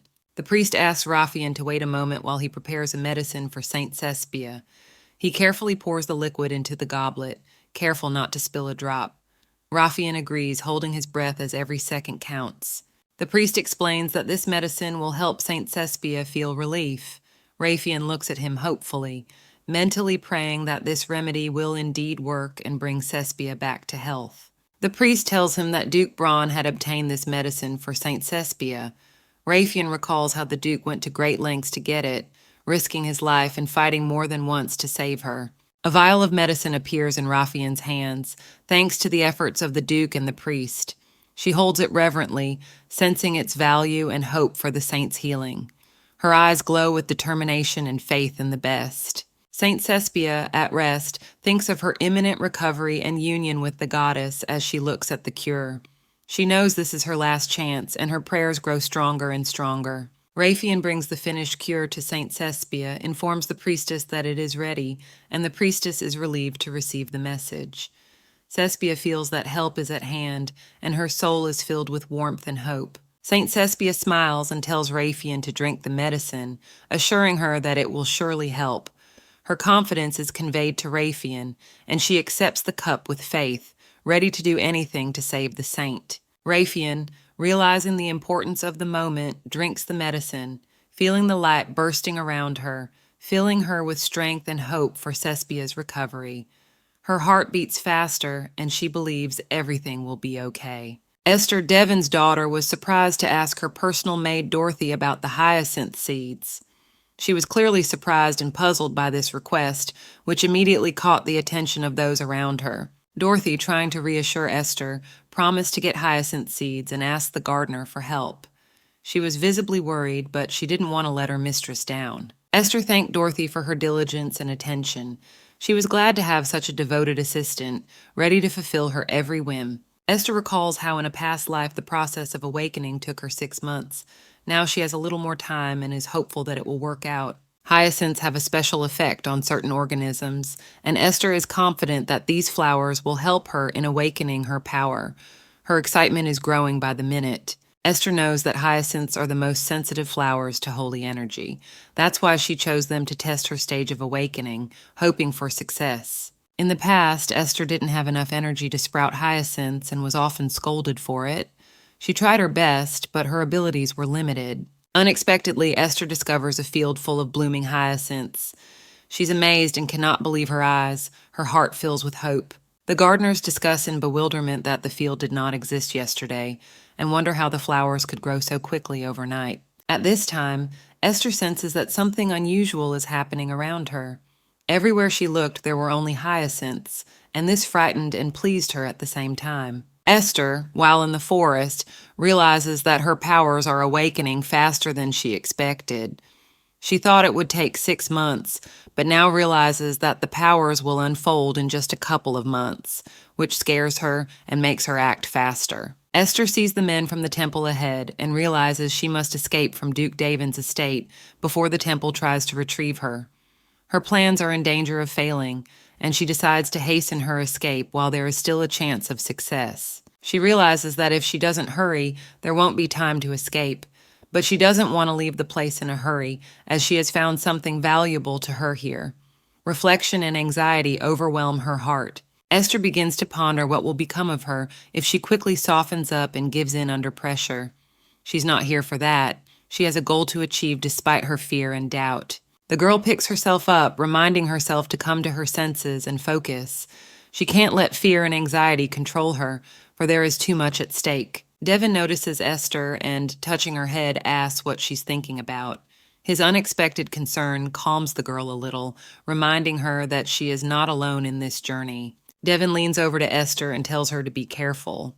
His care and support gives her confidence, and she begins to believe that she can handle the challenges ahead. Esther suddenly realizes that she will face new challenges, but her resolve grows stronger. She realizes that with this support, she will be able to overcome any obstacle. Devin continues to support Esther, warning her that she needs to be careful not to be left with scars. His concern keeps her from completely succumbing to fear, and she feels protected. Esther is grateful for the support and realizes that sooner or later she will have to face all the challenges. She decides not to give up and to go forward to protect those who are dear to her. Esther, holding her forehead, is in pain after a minor injury. Devin, concerned about her condition, gently checks the side of the bruise, noticing that her forehead is slightly reddened. This makes him realize what it is like to take care of his daughter. Devin, feeling concerned for Esther's safety, ponders her possible injuries and dangers. He decides that steps need to be taken to keep her out of further trouble, contemplating cutting down the tree that caused the incident. While Devin considers possible solutions, Esther is surprised by his suggestion to cut down the tree. Her bewilderment and confusion are evident on her face, for to her the situation does not seem as serious as her father perceives it to be. Devin suggests that Esther talk elsewhere to discuss important matters. They head to a more private place where they can quietly discuss what is troubling the Duke and what he wants to tell his daughter. Devin wonders if Esther has been showing signs of holy energy at the temple. Esther, a little confused, answers in the negative, not quite understanding where her father is going with this. The question raises a lot of questions and excitement in her mind. Devin notices that with Esther's arrival, hyacinths have begun to bloom in the garden, a sign of holy energy. He ponders aloud what this could mean, and why exactly her presence has such an effect on the nature around her. Esther, blushing, tries to explain the situation to Devin, but cannot find the words. Her thoughts are confused, and she doesn't know how to tell her father about all her experiences and speculations about her unusual influence on the world around her. Devin asks Esther to draw a portrait of one person. Esther, surprised by this request, tries to understand why her father wants her to portray this particular person and what it might mean for both of them. Noah's house is a protected area, and Devon explains that if Esther gets in trouble there, the Empire has the right to punish her. This place plays an important role in their lives and requires special care and respect. Esther understands the gravity of the situation and realizes that her actions could have far-reaching consequences. She decides to exercise the utmost caution and try not to let her father and the Empire down. Devon, apparently in thought, holds his hand to his face, tormented by thoughts of Benjamin. He feels trapped and realizes that Benjamin's charisma prevents him from giving up some important cause. He suggests forgetting what happened and pretending that nothing happened. Esther suddenly agrees, which shocks him. She looks determined and ready for a new challenge. A sudden question from Esther about the portrait leaves Devon confused. He didn't expect this turn of events and wonders what he should do now. Esther realizes that Devon needs her drawings. She has mixed feelings but is willing to help. Her inner struggle is evident on her face, showing determination and willingness to act. Devon warns Esther of the danger of her decision. Esther, slightly frightened but still determined, states that she is not afraid of death and is ready for the challenges that await her. Esther and Devon sit on the veranda and discuss whether the men from the temple have said anything to her. Devon inquires about her knowledge and experience, trying to find out what she has learned about the upcoming mission. Esther assures Devon that everything is under control for now. Her eyes stare off into the distance, a look of confidence mixed with a slight worry about the future. Against a backdrop of blossoming trees and bright sunshine, Esther prepares for her solo journey. Her parting words and confident look show that she is determined and not afraid of the challenges ahead. Esther follows the path leading to the cabin. Her task is to draw the only inhabitant of the hut. She strides forward determinedly, her thoughts focused on the mission. Devon gives her 2 hours to complete the task. Esther, surrounded by green trees and sunlight, is fully immersed in her task, her focus and determination impressive. Esther found herself in the Forbidden Zone, wondering if such a place existed so far away. Her thoughts centered on the temple that normally controlled such zones. She sensed the strange and mysterious surroundings. Her interest and anxiety intensified when she realized that this place was hidden from the outside world. She carefully looked around, wondering why it was so quiet and empty. Suddenly she felt the cold air, which increased her anxiety. She noticed a source of cold coming from one of the rooms. This fact made her wonder what could be lurking behind the door. When she entered the room, she saw a boy lying on the floor. The sight of him was familiar to her, and she immediately remembered seeing him in her dreams. This raised many questions and strong emotions in her. Esther tried to concentrate despite the limited time. She realized that she only had 2 hours to figure out what was going on. A decision had to be made immediately. Feeling uneasy, Esther began to draw the sleeping boy. It seemed strange to her to depict a person sleeping so deeply, but it was the only thing she could do at that moment. Her thoughts swirled around the boy. He seemed very beautiful to her, even with his eyes closed. This caused her aesthetic admiration, but also a deep inner unease. She felt that drawing him was not just an accident, but something important. Perhaps the process was helping her to understand her own feelings and experiences about him. Her imagination began to play, and every stroke on the canvas was saturated with emotion. She tried to convey on paper all the mystery and beauty she saw in the boy. Esther finished her work, feeling a mixture of satisfaction and uncertainty.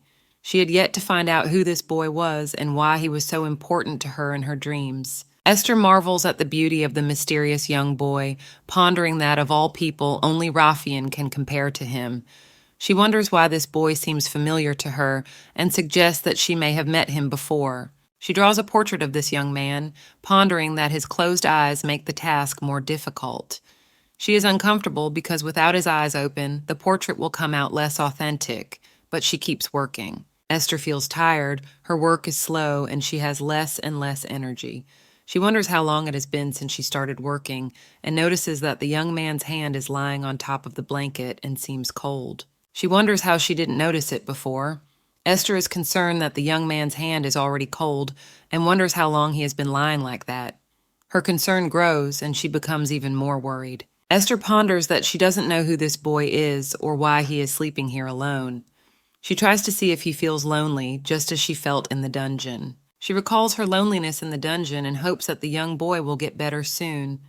Esther expresses her concern and hope for his recovery, hoping that he does not feel as lonely as she once did. The young man lying on the bed is still asleep, and Esther continues to draw him despite her fears and fatigue.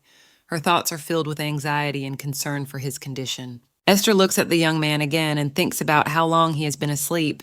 Her anxiety grows, and she hopes that she will soon be able to complete the portrait and sort out her feelings. She continues to paint, hoping that her work will help her understand why this young man seems so familiar to her. Her thoughts focus on trying to remember where she might have met him. Esther concludes her reflections thinking that her concern for the young boy and her desire to paint his portrait will help her make sense of her feelings and memories. Esther decided to transfer some of her power to the boy from her dreams. She miscalculated her powers and used too much divine energy, not yet fully mastering its use. Exhausted, she decides to finish the portrait of the boy, feeling the need to finish what she started. Taking his hand, she finds that the boy has begun to wake up. At this moment, Esther realizes that her actions may have consequences. She did not expect the boy to wake up so quickly and feels guilty for what happened. The boy wakes up and Esther realizes in a panic that she doesn't know how to explain to him what happened. She apologizes, feeling guilty for waking him up. The boy is perplexed as to who is in front of him and what is going on. Esther tries to explain that she just wanted to draw his portrait and didn't expect him to wake up. In an attempt to calm the boy, Esther apologizes for her actions, but her attempts only cause him more bewilderment. The boy realizes that he is in a strange place and in the hands of a strange girl. Esther explains that she is Devon's daughter, but her attempts to reassure the boy only confuse him further. The boy is surprised and confused. He tries to understand why Esther needed to paint his portrait and why she felt it was important. His thoughts are filled with many questions and doubts. Esther, seeing his confusion, tries again to explain her intentions and her guilt, hoping that the boy will understand and forgive her for disturbing his peace. Esther, trembling with excitement, holds hands with Noah, who is lying in bed. She tries to explain that she has come to draw his portrait, but something is bothering her. Noah looks weak but attentive to her. Esther asks Noah to keep his eyes open so she can finish his portrait. Noah is slightly surprised and asks her name. Esther, a little embarrassed, identifies herself. Noah's gaze becomes warmer. He begins to recognize her. Noah, realizing that it is the same Esther standing in front of him, seems happy and confused at the same time. He realizes that this is all happening as if in a dreamlike reality. Esther can't believe what's happening and asks Noah questions to make sure it's not a dream. Esther looks fondly at Noah, who looks vulnerable and mysterious. He reminds her of someone from her dreams. Noah, still holding her hand, gently asks her to let go of his hand. They both feel a growing tension and mutual attraction. Noah realizes that Esther is here to draw him. He smiles gratefully at her, realizing that she is trying for him. Her eyes light up and they forget everything, immersed in the moment. Esther explains to Noah that all she has to do is draw his eyes and he can rest again. Noah doesn't understand why this is bothering her so much. They both try to sort through their feelings and figure out what is going on. Esther, while in Noah's room, looks up at him. She realizes that she will have to finish the portrait another day. Her heart is heavy with the realization that she has to wait, but she doesn't want to leave him alone. Esther, still worried about Noah's condition, asks him to let her continue working. He agrees, realizing that it's important to her. They both feel they should be together at this moment, despite the circumstances. Noah realizes that he won't be able to complete the portrait if he closes his eyes again. Esther promises to do her best to finish his work. They both begin to realize the importance of this encounter, and that every moment together is priceless. Together, they immerse themselves in the process of creating the portrait, feeling their hearts beating in unison. Esther and Noah realize that they share more than just a chance meeting, and that their destinies are intertwined forever. Esther has come to the house at the request. She sits on the bed next to Noah, holding his hand, and promises to explain the situation. Her embarrassment is noticeable, but she is determined to tell everything despite her inner turmoil. Noah, holding Esther's hand, behaves strangely, which perplexes her. He doesn't let go of her hand, and this adds to the tension of the moment. Esther doesn't understand why his behavior is so different from usual. Esther suddenly feels ill. Noah is alarmed, asking what's wrong and where she's hurting. His concern is obvious. He tries to understand what is happening and help her despite his own condition. Noah confesses that he suffers from an incurable disease that cannot be cured with conventional medication. Esther listens to him with wonder and pity, realizing how severe his illness is and how much it affects his life. Noah tells her that he has lived here since birth and has no friends because of his illness. Esther is struck by his candor and senses his loneliness. She realizes how difficult his life is in isolation from the outside world. Noah continues, explaining that his illness prevents him from leading a normal life. Esther sees the sadness and desire for companionship in his eyes, realizing that his confessions are the cry of a soul longing for understanding and support. Noah shares how happy he is to meet Esther. He emphasizes that he didn't expect such an event, and his words touch her heart.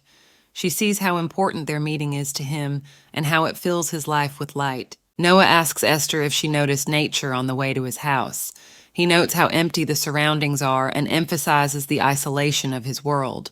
Esther realizes how difficult this loneliness is for him. Noah explains that the outside world is separate from the forbidden zone in which he lives, and therefore any visitor is welcome.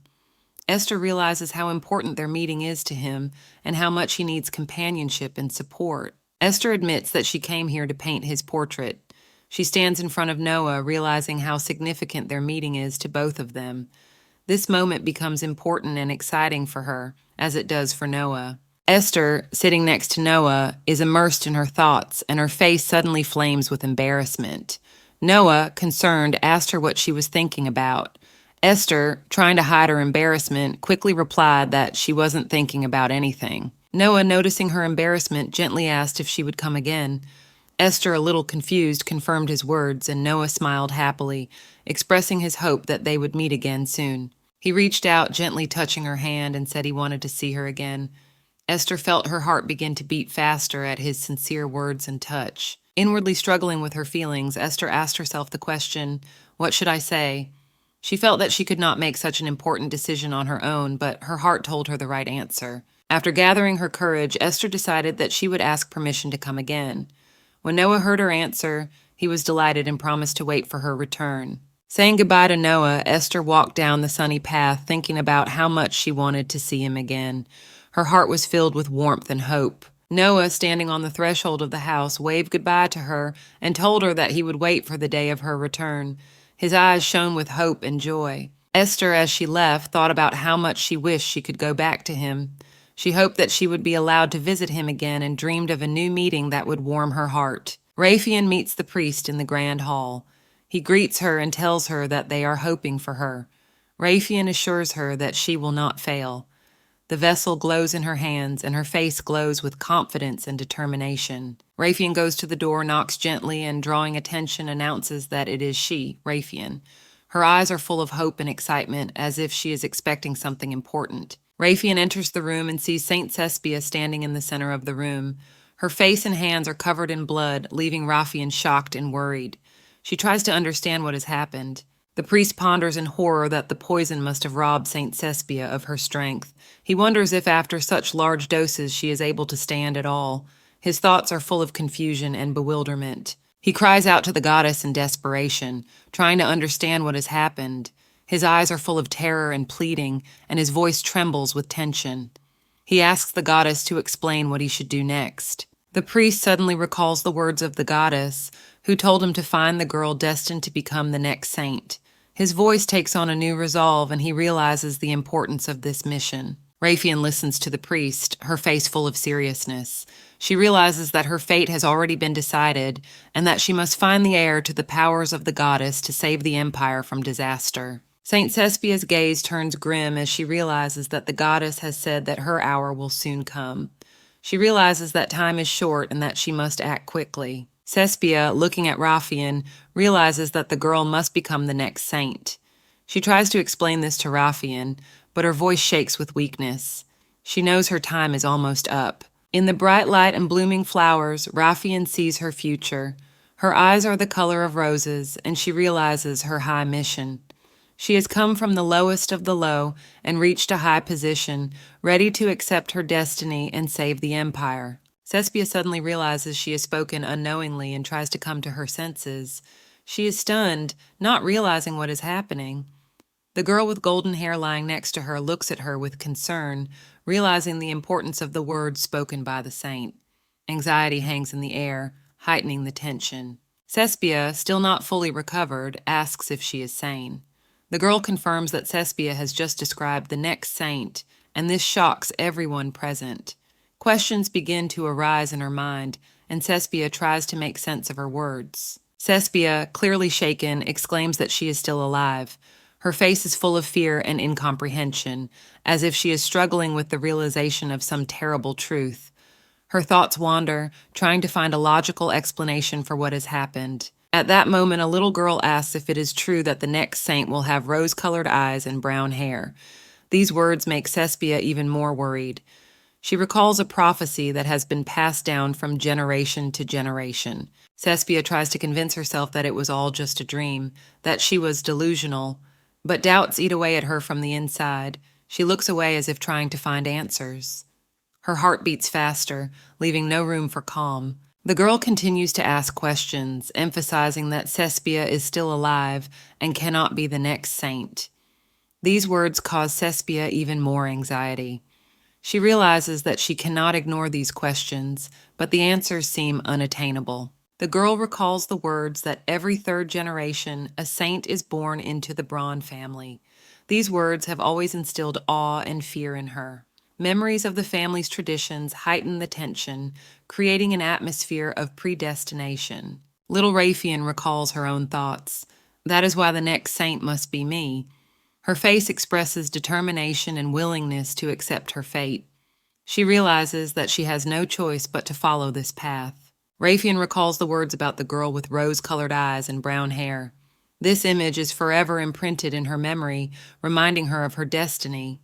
She feels that this moment will change her entire life, forever shaping her future. She also recalls the cruel words, "You were born to be a saint. Don't even dream of a different life." These memories are forever imprinted on her soul, filling her with fear and determination. She realizes that she must come to terms with her fate and accept it. Raphian is reminded of her destiny. The words she has been told since childhood come to her mind. Her destiny is to become a saint. These words remain in her heart and define her entire life. Little Raphian, full of determination, promises that she will definitely become a saint and live up to her expectations. Confidence burns in her eyes, and she is ready to follow this path no matter what. With a smile on her face, Raphian realizes that this is her calling. She believes that she will become a saint and make her loved ones proud of her. This gives her the strength and inspiration to go forward. The goddess made a promise to the Braun family that every 3 generations a saint would be born into their family. This promise has become a sacred tradition for the family. Past generations watched in awe to see that this promise was fulfilled. Raphian recalls being told about this prophecy and how she was the next in this chain of holiness. Raphian, as she walks down the hallway, realizes that she must become a saint to uphold the family tradition. She knows she has a great responsibility, but she is ready for it. She has doubts, and it seems like some kind of misunderstanding. Raphian worries that she won't be able to live up to expectations, but still continues to pursue her goal. Cain, Raphian's servant, greets her with reverence. He brings a letter and gifts from her mistress, who is worried about Raphian and her progress in achieving holy status. Raphian is a little flustered, but accepts the message with confidence. She realizes that Mistress is worried about her, and it gives her even more confidence in her abilities. Cain delivers a message from his grace. This message is important to Raphian and gives her even more motivation. She is determined to continue on her path and become a saint, living up to all the expectations placed on her. A mysterious stranger informs her that he will soon visit the temple and looks forward to seeing the heroine's achievements. This news excites and fills her with anticipation. The girl feels an inner excitement because his visit can change many things in her life. The girl with red eyes, excited by the news, asks if he is really coming, hoping for his promise. A spark of hope and curiosity burns in her eyes. She has been waiting for this visit for a long time, and his words give her strength and faith in the best. Cain, Raphian's servant, informs the girl of the latest news, but unfortunately informs her that he still hasn't received a reply. She is disappointed, as it has already been 3 whole months. Her patience is running out, and she cannot understand why it has taken so long to hear from him. She's worried and perplexed as to why so much time has passed and still no reply. She's concerned about the condition and fate of Mr. Noah, who should have woken up long ago. The girl begins to doubt the sincerity and loyalty of the priests who cared for him. Her thoughts are consumed with speculation that the imperial family's relationship with the temple has deteriorated. This may be the reason why the priests have stopped caring for the sick man. She feels powerless in the face of these changes, but does not give up hope. She realizes that Noah-san's illness is extremely rare and requires the help of the high priest to treat him. Without the holy energy, he will die, and this frightens the girl. Realizing this threat makes her look for a way out of the situation and act decisively. Cain thanks the girl and promises to return in 3 days for a reply letter. He is clearly concerned about her condition and realizes the importance of the letter. His loyalty and devotion make her feel grateful and trusting. The servant is surprised by the girl's decision to visit Mr. Noah the following weekend. It is important to her that everything be prepared for the road, despite his doubts. Her determination and perseverance show how devoted she is to her business and her loved one. Cain does not hide his surprise, but agrees to the girl's plan. She has an important journey ahead of her and is determined to take care of Mr. Noah. He realizes that for her it is not just a mission, but a matter of life and death. Anxiety and determination overwhelm her heart. There is an important mission ahead on which the life of a dear one depends. She is determined to meet the challenge. Her journey will not be easy, but she is ready to overcome all obstacles to save Noah. Raphael, talking to Cain, learns that now is not the best time to visit as she is a contender for something important. Cain cautions her against meeting Noah, anticipating possible problems. Raphael, ignoring the warnings, insists on her right to see Noah, claiming that he is her fiancé. She resolutely heads toward him, despite Cain's doubts. Raphael firmly states that Noah is her fiancé and wonders why she can't see him. She feels confident in her actions and has no intention of backing down, despite the possible consequences. Cain tries to object, but Raphael reassures him that she is being cautious.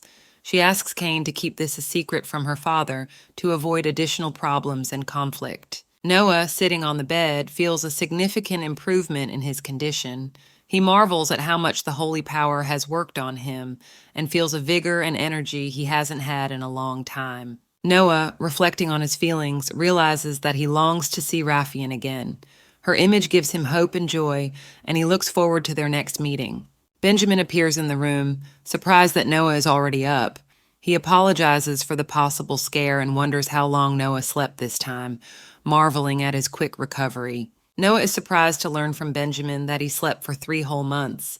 It turns out to be his longest sleep, and he jokes that Benjamin was probably worried about him the whole time. Benjamin clarifies if Noah has been calling for Esther. Noah happily reports that he feels great and better than ever. He's confident that with Esther, he won't need the priests anymore, and his confidence is conveyed to Benjamin. Noah gets out of bed, full of strength and determination. He is ready to meet Raphael, feeling that he now has everything he needs to be with her. Benjamin cheers him on and wishes him luck, knowing that his friend is ready for a new challenge. Benjamin is relieved that he knows the truth. He turns to Lady Esther, mentioning that he is relieved after realizing this truth. His facial expression reflects relief and calmness. Noah reflects on the fact that his dreams turned out to be true. He contemplates his next steps and recognizes that he needs Esther for his survival. He begins to plan his next steps. Benjamin expresses his desire to meet Esther again. He asks Noah to invite her again. Noah promises to convey his request to the Archduke, though he doubts the Archduke will agree. Noah informs Benjamin that he has a message from Lady Raphael. This causes Benjamin to be surprised. He listens carefully, preparing himself for the new information. Lady Raphael is going to visit Benjamin this coming weekend.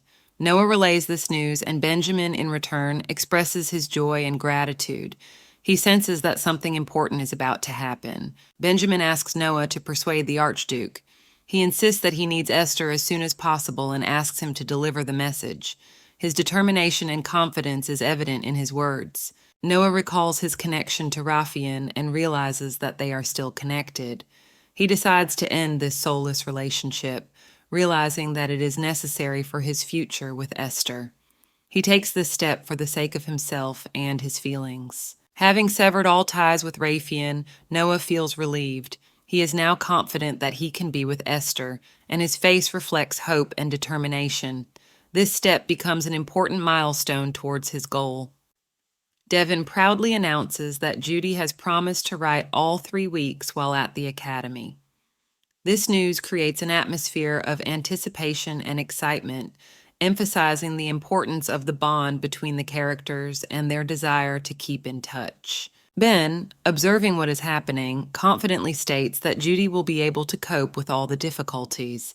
This emphasizes his belief in Judy's abilities and instills confidence in the other characters, reinforcing a sense of support and understanding. Devin unexpectedly reminds the importance of the teacher, which raises a question for Ben. This adds intrigue and hints at the importance of the teacher in the further development of the plot, making readers expect more revelations. Ben reports that the interview went well and that they will be in touch in a couple of days. However, his inner thoughts about Lady Esther show his anxiety and worry, adding tension and depth to the character. Devin expresses his hope that Esther will like the teacher, creating an atmosphere of anticipation and excitement. His serious facial expression and sudden realization emphasize the importance of this event and its possible consequences. Esther reflects on how the young man she has met is not out of her mind. She realizes that she did not even recognize his name, which increases her curiosity and desire to learn more about him. She imagines an image of the young man that makes her sympathetic and interested in him. This emphasizes her desire to get to know him better and create a friendship with him. Esther, modestly daydreaming, decides that she would like to ask him to be her friend. These thoughts demonstrate her sincerity and purity of intentions, eliciting sympathy from the reader. Devin comes to Esther with good news and offers to sit down for a moment to discuss it. Esther, a little embarrassed, agrees, which adds warmth and trust to their relationship. This scene creates a sense of closeness and family comfort, emphasizing the importance of support and communication. Esther, upon hearing the news about the teacher, looks at Devin with excitement and interest. Her reaction shows how important this man is to her and how much she is looking forward to the changes brought about by his arrival in their lives. The story begins with Devin, a former top student at the academy, now practicing and teaching. He tells his daughter Esther about a young and talented man from whom she can learn a lot. Esther, sitting next to him, listens with attention and interest. Esther marvels at the care and attention from her father. She recalls how she thought his promises would remain empty words, but now she sees that Devin is indeed keeping his promises, doing his best for her education and well-being. A young man appears who thanks Devin and promises to do his best to make Esther's education a success. His confidence and sincerity make Devin pleased, and he expresses his hopes for excellent results. As they await the arrival of Esther's teacher, everyone is in suspense. Danny, Devin's son, also expresses his expectations and hopes for his sister's new phase of learning, making no secret of his interest in the upcoming lessons. Devin, nervous, tries to hide his excitement, but Esther notices his condition. One of those present notices that the Duke might even break the couch from excitement. This emphasizes the importance and seriousness of the moment for the whole family. Esther and Denny discuss the upcoming classes. Danny expresses his desire to study with someone as well, although he had previously said that he concentrates better alone. This arouses Esther's curiosity and a slight chuckle. Esther reflects on the fact that if Esther's teacher's lessons include things she has already gone over, it will be a waste of time. However, the hope of new and interesting learning keeps her optimistic and expectant. The approach of an important teacher causes excitement.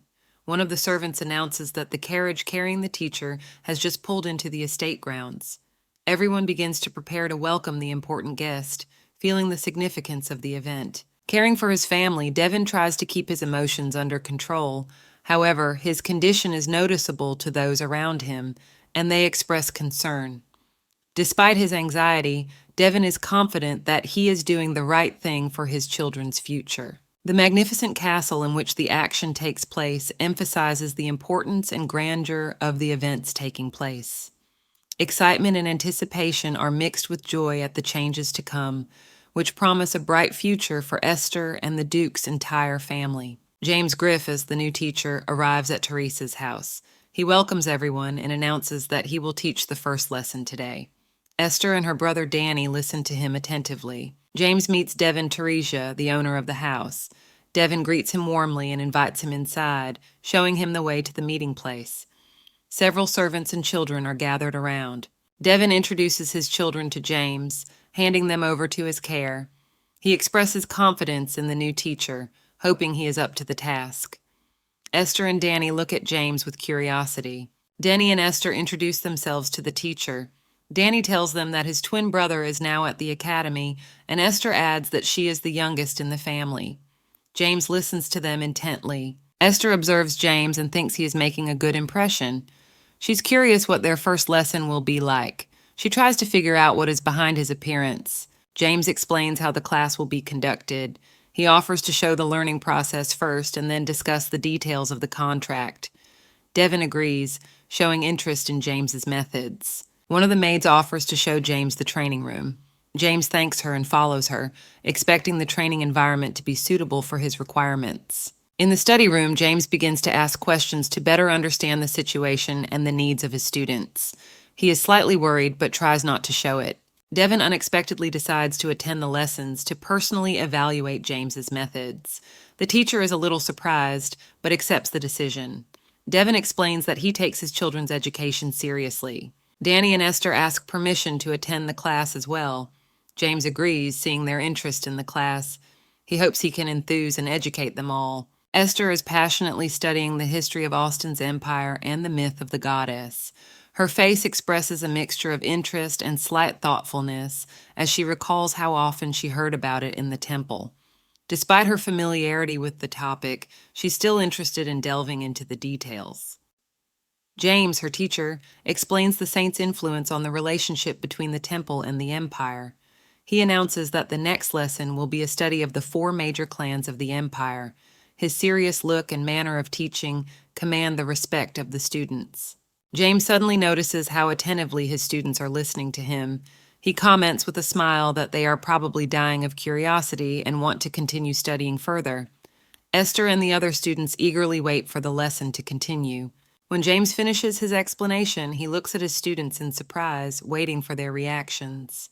Esther, on the other hand, asks if that's all there is to it, showing her interest and willingness to learn more. Esther offers to go over some more material, and James agrees. Her determination and willingness to learn more is admired by the teacher. He is happy to continue the lesson despite his fatigue. The open class is a success, as evidenced by the satisfied faces of James's students and colleagues. Esther feels satisfied and inspired by the knowledge she has gained. James receives positive feedback from his colleagues. James asks to open the textbooks to the correct page to continue studying. He begins to explain which 4 families represent the Austin Empire, taking the students into a new round of history learning. Meanwhile, in the courtyard, Gelbert meets young Mr. Judy. He greets him, expressing his joy at meeting him. Judy responds to the greeting with joy and excitement, happy to be home. Judy and Gelbert discuss how quickly the time has flown by. Judy shares her impressions of her time at the academy and asks about things at home. Gelbert is happy to report that everyone is doing well. Gelbert and Judy share news about the family. Gelbert tells them that everyone is doing well, and Judy notes that the academy was hard but fun. He feels more resilient and ready for new challenges. The man with the mustache, Gelbert, discusses with the young man the need to do an important job before returning home. This creates an atmosphere of expectation and anticipation of new events. The young man, most likely Judy, ponders the tasks ahead, showing his seriousness. Judy decisively states that he needs to repay his debt. This emphasizes his sense of responsibility and personal mission, adding intrigue to his actions. His determination creates anticipation about exactly what he is going to do. Young Judy exclaims in rage when addressing Sebastian and then regrets his rudeness. This shows his emotional instability and inner struggle, heightening the drama of the scene. Judy struggles with conflicting feelings and tries to keep herself in control. The woman in the black and white dress notices that Sebastian's behavior has become a little strange. She talks to Judy, trying to understand what is happening. This adds to the mystery and suspense, sparking interest in future events. Judy feels remorse over a broken promise. He stands on the threshold and his hand trembles as he prepares to enter.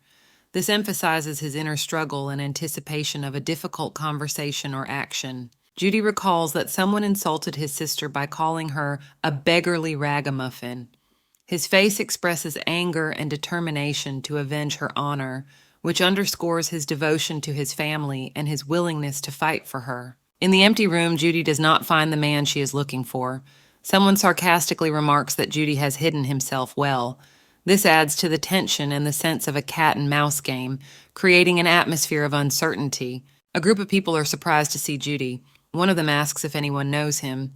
This emphasizes the suddenness of his appearance and heightens the intrigue, leaving the question of why Judy has come here. One of the men rudely asks Judy who he is. Judy calmly replies that she is looking for Sebastian. This shows his confidence and persistence in his search, adding to the drama of the situation. Judy smiles threateningly, warning him that he better tell the truth or he will get angry. His determination and threat heighten the tension and show that he is willing to take drastic action to achieve his goal. Sebastian resents Judy's behavior that gets him in trouble and is constantly looking for him. He thinks about how good Judy was at the academic camp, but now he's pissed off that he's after him here too. Sebastian wonders why Judy is acting like he's guilty of something. He feels cornered, trying to figure out how to solve this problem and why Judy is turning against him. Sebastian is at a loss when he is informed that Judy wants to talk to him. He feels awkward and worried as he thinks about the upcoming conversation and what it could mean. Judy, finding Sebastian, abruptly demands that he come out immediately. Sebastian is shocked and doesn't realize how Judy found him. He senses that the situation is getting out of control. Judy, grabbing Sebastian, threateningly asks if he thinks they have something to discuss. Sebastian panics, not knowing how to answer or what to do in this situation. Judy accuses Sebastian of being rude. Sebastian, trembling with fear, doesn't know what to answer or how to justify himself to an angry Judy. Judy suggests that Sebastian go home quietly, or he will continue to follow him around the mansion. Sebastian, realizing there is no way out, agrees to Judy's offer. Judy tells Sebastian that she knows everything he has done. Sebastian is shocked, doesn't understand how Judy knows all this, and realizes that his position is very precarious. Sebastian, unable to stand the tension, tries to explain himself, but Judy interrupts him, stating that he is not afraid of consequences and is willing to do anything for justice. Sebastian feels cornered and realizes that Judy will not back down. Sebastian admits defeat, realizing that Judy holds all the cards in her hands. He realizes that he should have been more careful, and now he will have to face the consequences of his actions. Judy, sitting on the floor, asks Sebastian if it hurt when he was hit. He tries to convey that his sister Esther was even more hurt than Sebastian, and now demands an apology for what happened. Judy continues to explain to Sebastian that pain comes in more than just physical pain. He says that words can hurt too, and it's important to realize that. His voice is full of sincerity and emotion. Judy's flashbacks show how Sebastian insulted Esther despite her becoming part of the Archduke's family. Esther seemed overwhelmed by his harsh words, and it hurt her deeply. Judy recalls that if Esther had not met Sebastian that day, she would never have heard such harsh words. Esther defended herself, but still suffered greatly from Sebastian's cruel words. The stress of these events caused Esther to become ill. Judy apologizes to her sister, feeling guilty for what happened and for not being able to prevent her suffering. Judy decisively states to Sebastian that he owes his sister an apology. His voice is determined and firm, and he stands with his hands on his chest, showing his determination. Sebastian, in turn, yells out, perplexed as to why he should apologize. He clearly does not understand the gravity of the situation and continues to resist. After all these events, Judy feels relieved that it's done. He smiles, feeling that he defended his sister's honor and did the best he could. Esther sits by the window and thinks about her portrait that needs to be finished. She thinks about how her studies have distracted her from it and decides that she needs to let the Archduke know her plans. Esther, sitting in the library, thinks about her next date with Noah, her thoughts filled with questions about when they can meet again. Her gaze is focused on her books, but her thoughts are far from her studies. Noah and Esther discuss their future meetings, but she is concerned about getting permission from the Archduke. Excitement overwhelms her, but Noah supports her, assuring her that everything will be fine. Esther hopes that their next meeting will be soon. She feels she has only Noah now, and his support helps her cope with her worries. Trying to calm down, Esther concentrates on her classes. She plans to finish her homework and prepare for the next class, but thoughts of Noah continue to occupy her mind. Esther decides that she will only be able to think about Noah after she gets the Archduke's permission. She concentrates on her work, trying not to get distracted, but waiting for permission keeps her mind on her work. She wonders if Noah will praise her when she's done with her work. These thoughts give her strength and motivation to work harder despite all the difficulties. Suddenly, Esther hears a noise from the street that catches her attention. She looks out the window and sees that something is happening outside. Her anxiety is growing. Outside, the servants discover that one of them, Hans, has been hurt. They are worried about his condition and don't know what to do next. The situation seems critical to them. Hans is sitting on the ground holding his leg, suffering from pain. He says that he has been bitten by a snake, and the servants discuss how to help him, since there should be no snakes in the garden. One of the servants doubts that snakes can live in the garden and does not understand where it came from. Hans, in pain, hopes for help, but no one knows how to find a quick solution to the problem. Esther suddenly finds herself understanding the snake's language. She was surprised, but not frightened, but rather interested in this new skill. Esther realized that the snake had a baby snake and had bitten a human in an attempt to protect it. Sitting in the garden, Esther pondered the situation. She felt she had to do something to help the snake, but she was also afraid that her intervention would draw unnecessary attention. Dorothy noticed Esther and warned her that the place was not safe because of the snake. She tried to keep her mistress out of possible danger and persuade her to go somewhere safe. Esther wondered how she could help the snake. She remembered how Hans had recently prepared some tasty treats for her and decided that she could use that to distract the snake and get it out of the garden. When Esther had fainted that day, the servants had taken great care of her. She remembered how they all helped her to recover and gave her support. This gave her the determination to help the snake despite her fears. Esther went to the snake and started talking to it, trying to explain that no one wanted to hurt her. She offered the snake a treat from Hans, hoping it would calm it down. People around her began to notice Esther and talk about her. They compared her to a blooming rose in the garden, admiring her beauty and kindness. Esther was touched by the servants' care and their words. She felt part of their family, despite her new position as the Archduke's daughter. Esther decided that she must do what she could to help the snake and prove that she was worthy of the care and love they were giving her. With that thought in mind, she continued her efforts. Esther realized that even in the most difficult situations, she could find a way out and make the right choice by staying true to her principles. Esther, remembering the kindness of her friends, enjoyed the sweets prepared by Hans. He knew of her love for sweets and baked the treats for her. This care touched her heart, and she remembered it with warmth. Hans, sitting next to little Esther, warns her not to tell anyone about the sweets, as Dorothy has forbidden them to eat more. Esther promises to keep the secret, and they share a moment of joy and trust. Esther realizes that Hans has done this for her and feels deeply grateful. She cannot leave him, for he has always cared for her and shown his devotion through small but important gestures. Dorothy, with concern on her face, advises Esther to stay away from dangerous places. They stand together in front of the mansion, and Esther realizes that her safety has always been a priority for her friends. Esther resolutely approaches the dangerous area despite Dorothy's warnings. She is confronted by workers who try to stop her, warning her of the presence of snakes. Esther is determined to help Hans despite the risks. Esther encounters a snake and, unafraid, tries to make contact with it. She asks if the snake understands her and apologizes for possibly frightening it with her presence. Esther gently tells the snake that she knows how important it is to protect her children and promises that no harm will come to anyone. She shows her empathy and understanding, which placates the snake. Esther gently strokes the snake, calming it down.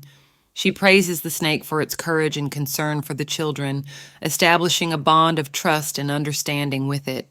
Esther asks a passerby about a basket, clearly planning to use it to safely carry the snake.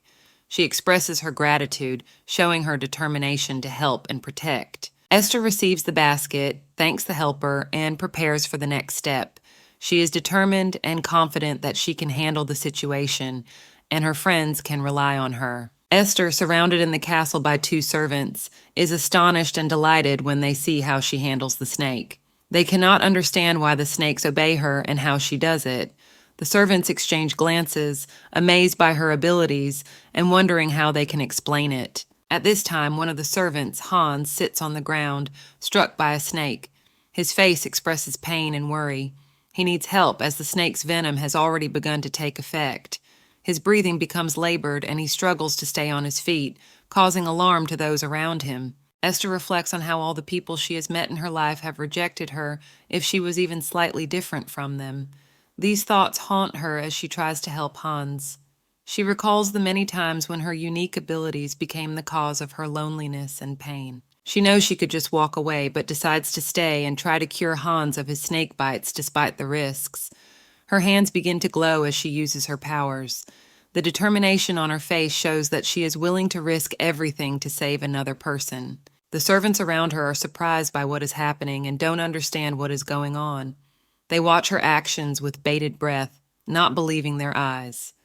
The moment becomes more tense when they see light emanating from her hands, surrounding Hans. Hans exclaims that his leg is fine again and the poison is gone.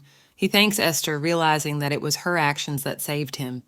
Her ability to heal seems like a miracle, and he is filled with gratitude and respect for her selflessness. Esther is relieved that she was able to help Hans and decides to take the snake with her so that it won't hurt anyone else. She confidently declares that she will carry the snake away despite the protests of the servants.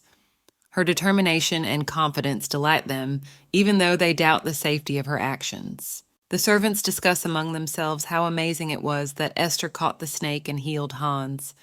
They recognize her incredible abilities and begin to treat her with more respect. Their conversations are filled with wonder and recognition of her uniqueness and power. One of the servants admits that all of this scares him, but Hans objects, saying that it is because of Esther that he survived. This view begins to prevail among all who have witnessed her power. The servants begin to see Esther not only as a savior, but as someone who can change their lives. Esther says goodbye to the place with sadness and determination, knowing that she must now move on to protect others and continue to use her abilities for good. Her path will be difficult, but she is determined to follow her calling and help those in need. Hans assures his friends that he is full of energy and ready to run despite a recent leg injury. His confidence amazes them, and they are concerned about his condition, asking if everything is okay and how he is feeling. They can't believe he has recovered so quickly and is ready for new endeavors. Esther is surprised to discover that she has the ability to heal. She remembers how she had only encountered such things in fairy tales before and could not believe that such abilities actually existed. With her touch, the pain goes away and it seems like a miracle. Her abilities are admired by those around her. Esther thanks for the compliment, but her thoughts are occupied with Hans's sweets, which she liked very much. She wishes she could enjoy them again, and is sad that she lost the opportunity to taste his amazing desserts. Those sweets were a real pleasure and joy for her. The servants discuss that their food, especially the desserts, are the most delicious. They notice how happily Esther smiles when she tastes their sweets and are proud of their work. Their desserts bring joy not only to their mistress, but to everyone around them. They strive to do everything to the highest standard. They decide to thank Esther for saving Hans and prepare something sweet for her. This idea is supported by the whole team, and they enthusiastically get down to business. Their goal is to make the best dessert to show their appreciation and respect. The servants decide to make donuts for Esther to show their gratitude. They are determined to make them the most delicious and unique. Their every move is filled with care and attention. They put their whole soul into creating this dessert to please the mistress. Esther feels better after speaking up. She thanks for the attention and feels relieved, as if a weight has been lifted off her shoulders. Her mood improves and she begins to look at life with a new optimism. This encounter helps her find inner peace. Danny learns of Esther's healing ability. His thoughts are filled with wonder and admiration for her power. He can't believe that his sister has such amazing powers and decides to learn more about their origins and possibilities. His interest grows by the minute. Danny remembers that he recently read about such abilities in an old book. He decides to find that book to learn more. His persistence and curiosity lead him to important discoveries that could change their lives. He is convinced that the answers are hidden in ancient texts. He finds a book by the high priest Christopher that speaks of saints with divine gifts. The saints can contact animals and other living things, which explains Esther's ability.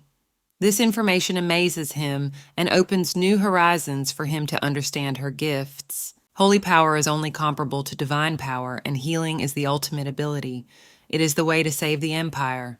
Esther, a girl with light brown hair, prays, radiating a divine radiance, shrouded in light and symbols that confirm her holiness and importance to the empire. Denny reads a book on holy power, affirming it while blooming a divine flower or hyacinth. The saint's eyes light up with a golden light when she uses the power, and this confirms his hunch. He realizes that this knowledge could drastically change their lives and Esther's fate. He is sure he is right and realizes he is not wrong. Reading further, Danny becomes convinced that Esther may be a saint because her eyes glow gold, as described in the book. This information gives him confidence, but also raises many new questions. The girl with the golden eyes confirms his assumptions. Danny recalls the moment when he first thought she was a saint, and it was indeed true. He realizes that now he needs to protect Esther, despite any difficulties that may arise. Danny wonders if their father knows this. Perhaps that's why he adopted Esther. Danny begins to realize that there is more to her adoption. He ponders how this knowledge could affect their family and future. However, Saint Sepia is alive and well. There have never been two saints in history at the same time, making the situation difficult to understand and accept. This raises even more questions for Denny about Esther's role and her place in the world.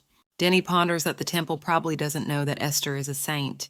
Otherwise, they would never have allowed her to be adopted.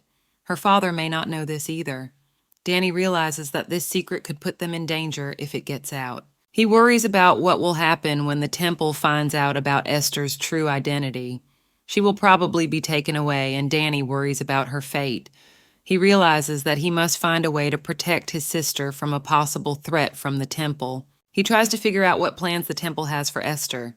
There is no telling what they might be up to, and Danny feels helpless in this situation. He begins to search for answers and make plans to prevent possible dangers. Danny's final thought is, what can he do to protect Esther?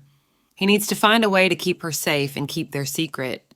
He realizes that he has a difficult and dangerous fight ahead of him for his sister's future. Esther sits on the rug in her room, holding a snake in her hands. Dorothy, her maid, warns that no biting or poisoning is allowed in this house and asks Esther to keep the snake to herself. Esther promises that everything will be all right. Dorothy worries about what Mr. Archduke will say about the snake, but Esther reassures her, assuring her that the snake will not bite. The maid is still afraid, but trusts her mistress's words. Dorothy, still worried, ponders how to explain the situation to the Archduke. Esther, laughing, asks Dorothy to clean the first floor and to call her if anything happens. Esther, talking to the snake, asks it where it is from and if it has a place to come back to.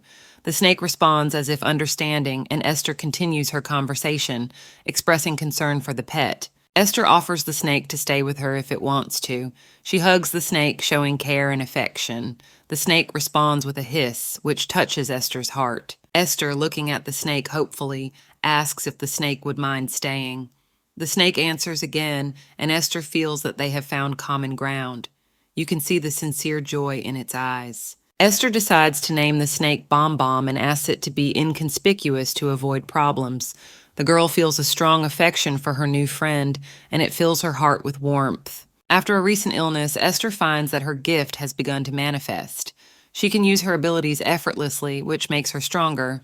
She now feels she is capable of more. Esther thanks Bomb Bomb for her concern. She assures the snake that her power isn't fully unleashed yet, so there's no need to worry yet. Their bond grows even stronger. Esther feels tired due to the sudden use of her abilities, but it's still a long time before dinner. She decides to rest for a while, continuing to hug Bomb Bomb, feeling calm and content. Dorothy, the personal maid, was cleaning the luxurious hall and stayed too long. She began to worry that her mistress, Esther, might need her help or even be in danger. Time was running out, and she realized that she had to find her mistress urgently. Dorothy pondered what Esther was doing now and dreaded that she might have been bitten by a snake. The thought of possible trouble and danger made the maid panic. She couldn't forgive herself if something happened to Esther because of her procrastination. When Dorothy finally found Esther, she found her mistress asleep. It gave the maid relief and mortification to see Esther sleeping peacefully.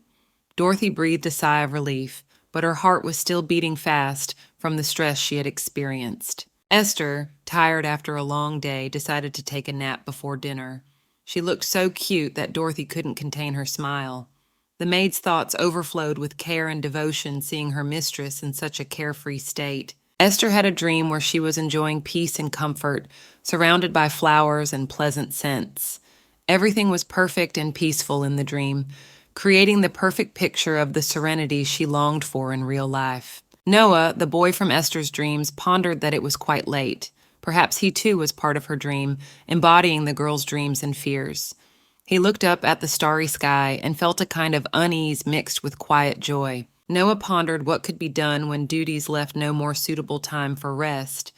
It expressed his desire to be useful and responsible. He felt the weight of his role and realized he had to do his best. The dialogue about awakening his strength was disturbing to him. Even if he didn't have enough strength, he remained a prince and looked for another way to become stronger. He felt an internal struggle between his duties and his personal desires. Esther felt guilty that she could have gotten herself into a dangerous situation, but it all worked out. She was glad that everything ended safely. Thinking about possible problems made her more cautious in the future. Esther thought about her future, about what lay ahead of her. She realized that every day brought new challenges and she needed to be ready for anything. These thoughts inspired her to do new things and strengthened her resolve. Raphael declares that she will be the next saint, glowing with confidence and determination. Her face lights up with a soft glow, emphasizing her determination and belief in her destiny. She looks proudly at those around her, knowing that an important mission awaits her. At the same time, Noah, heir to the Austin Empire, learns the news that he will be Raphael's future husband, which causes him mixed feelings. He stands under a starry sky, his gaze staring into the distance, reflecting deep thoughts and inner feelings about his future. Raphael, Duke Braun's daughter, is destined to become the next saint, as her mentors confirm. They look at her with respect and admiration, knowing that she is worthy of this role. Raphael feels supported and confident in her mission, despite the possible difficulties. According to an ancient prophecy, a saint must be born into the Braun family every 3 generations, and Raphael is chosen for the role. This promise has been passed down from generation to generation, and now it is time for Raphael to accept her destiny and fulfill her sacred duty. Despite her confidence, Raphael is concerned that Noah might forget his destiny, but he remembers everything. Her heart fills with relief when Noah confirms his readiness. His words and confidence give her extra strength to fulfill her mission. Noah is not surprised that Raphael has been trained to be a saint since childhood, which confirms his understanding of her determination. He sees the passion and determination in her eyes, which reinforces his confidence in her ability to handle the role. Raphael is convinced that no one else in the country is better suited to the role of saint than she is. Her confidence is unshakable. She feels responsible and ready to take on this sacred duty.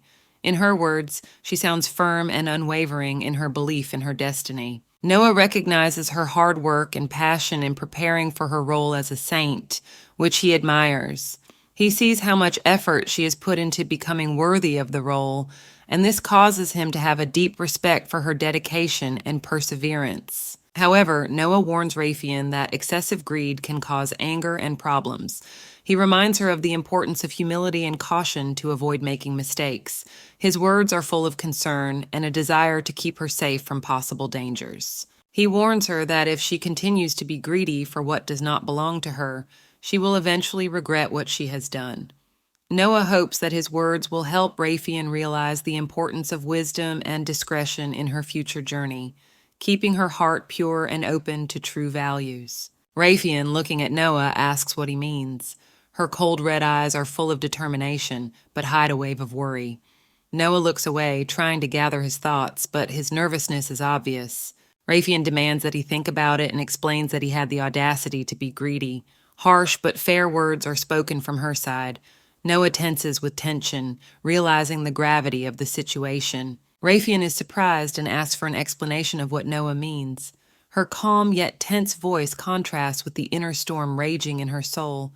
She doesn't understand why he's acting so strangely. Raphael asserts that even if something doesn't belong to her now, soon it will all be hers.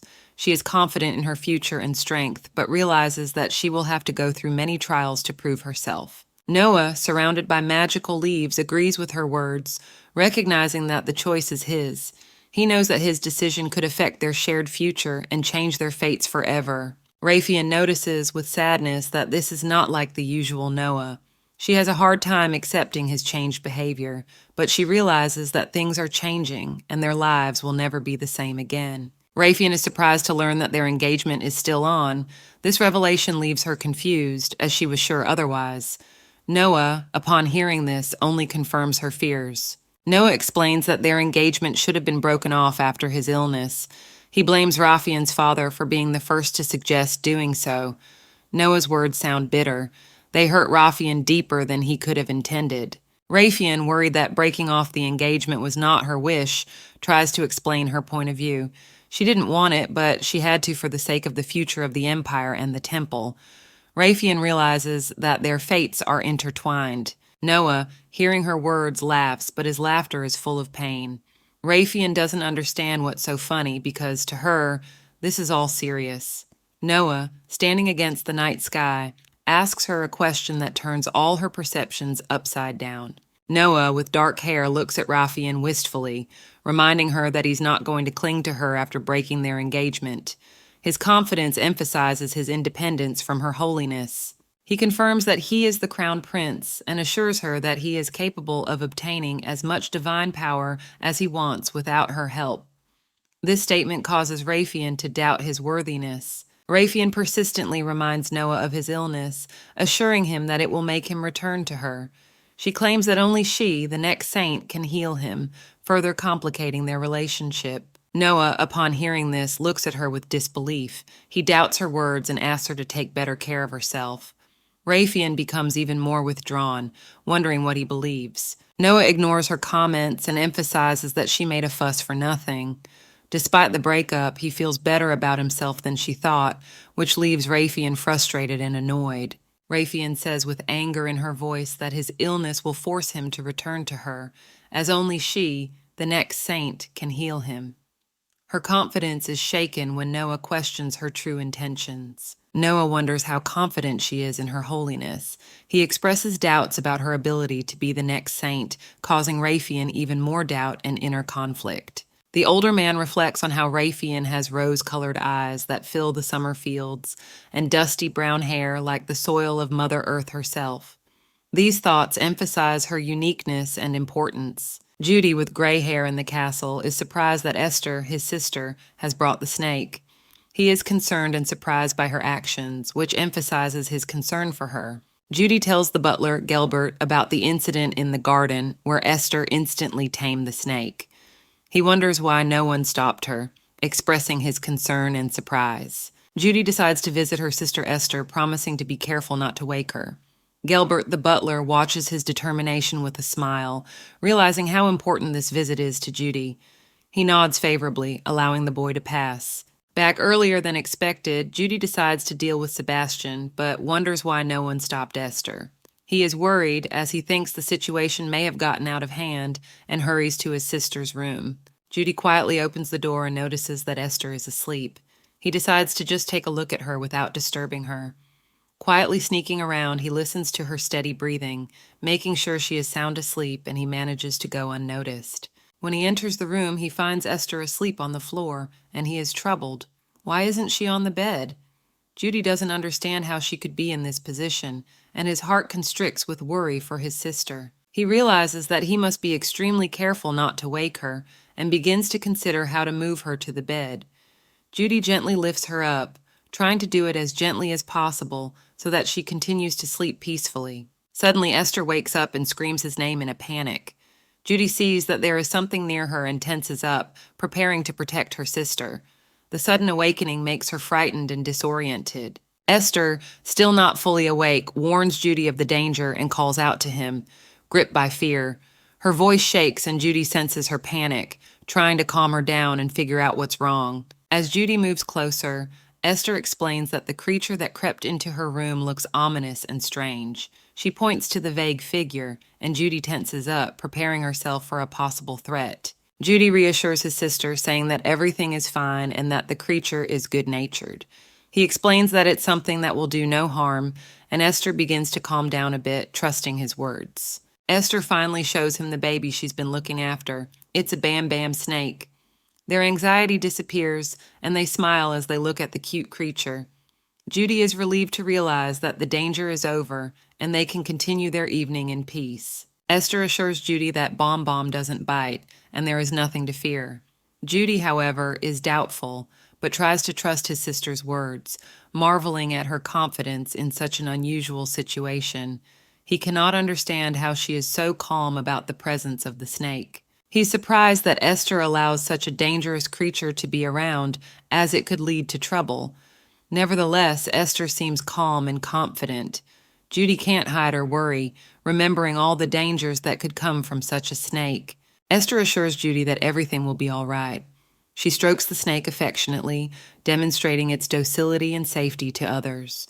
Her calmness and reassurance begins to calm Judy a bit, though he is still wary and unsure of its safety. Judy notices that the snake is unusually large and clearly different than usual. He is concerned and cannot hide his surprise, suspecting that the snake may be magical or somehow related to magic. Judy feels that he needs to learn more about this creature. Esther earnestly reassures Judy that Bomb Bam won't bite anyone. She tries to convey confidence and calmness to her brother, showing that the snake is completely under her control. Esther uses soft and confident words to reassure Judy and reassure him that the snake is safe. Judy tries to show that he is not afraid, but his body gives away his true emotions. Esther sees this and asks him to come closer. She wants him to feel more comfortable and confident around Bam Bam, realizing that the closeness will help him overcome his fear. Judy eventually recognizes that Esther is indeed capable of controlling the snake. He is amazed by her talent and marvels at her ability to get along with such creatures.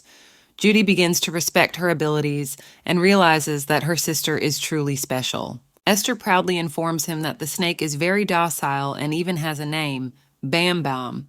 Judy continues to marvel at her skills and asks how she was able to tame the snake so well.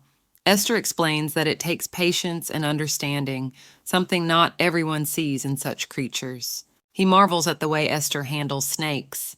He has never seen anyone get along so well with these creatures. Judy recognizes that Esther has a unique talent and begins to see her in a new light, realizing her inner strength and ability to empathize. Esther asks Judy when he has returned. Their communication about the snake has brought them closer together and helped build trust between brother and sister. Judy feels that their relationship has grown stronger, and they both realize that they can rely on each other in any situation. Esther recalls how her father, Duke Davin, may not allow her to leave Bomb Bomb, despite his kindness.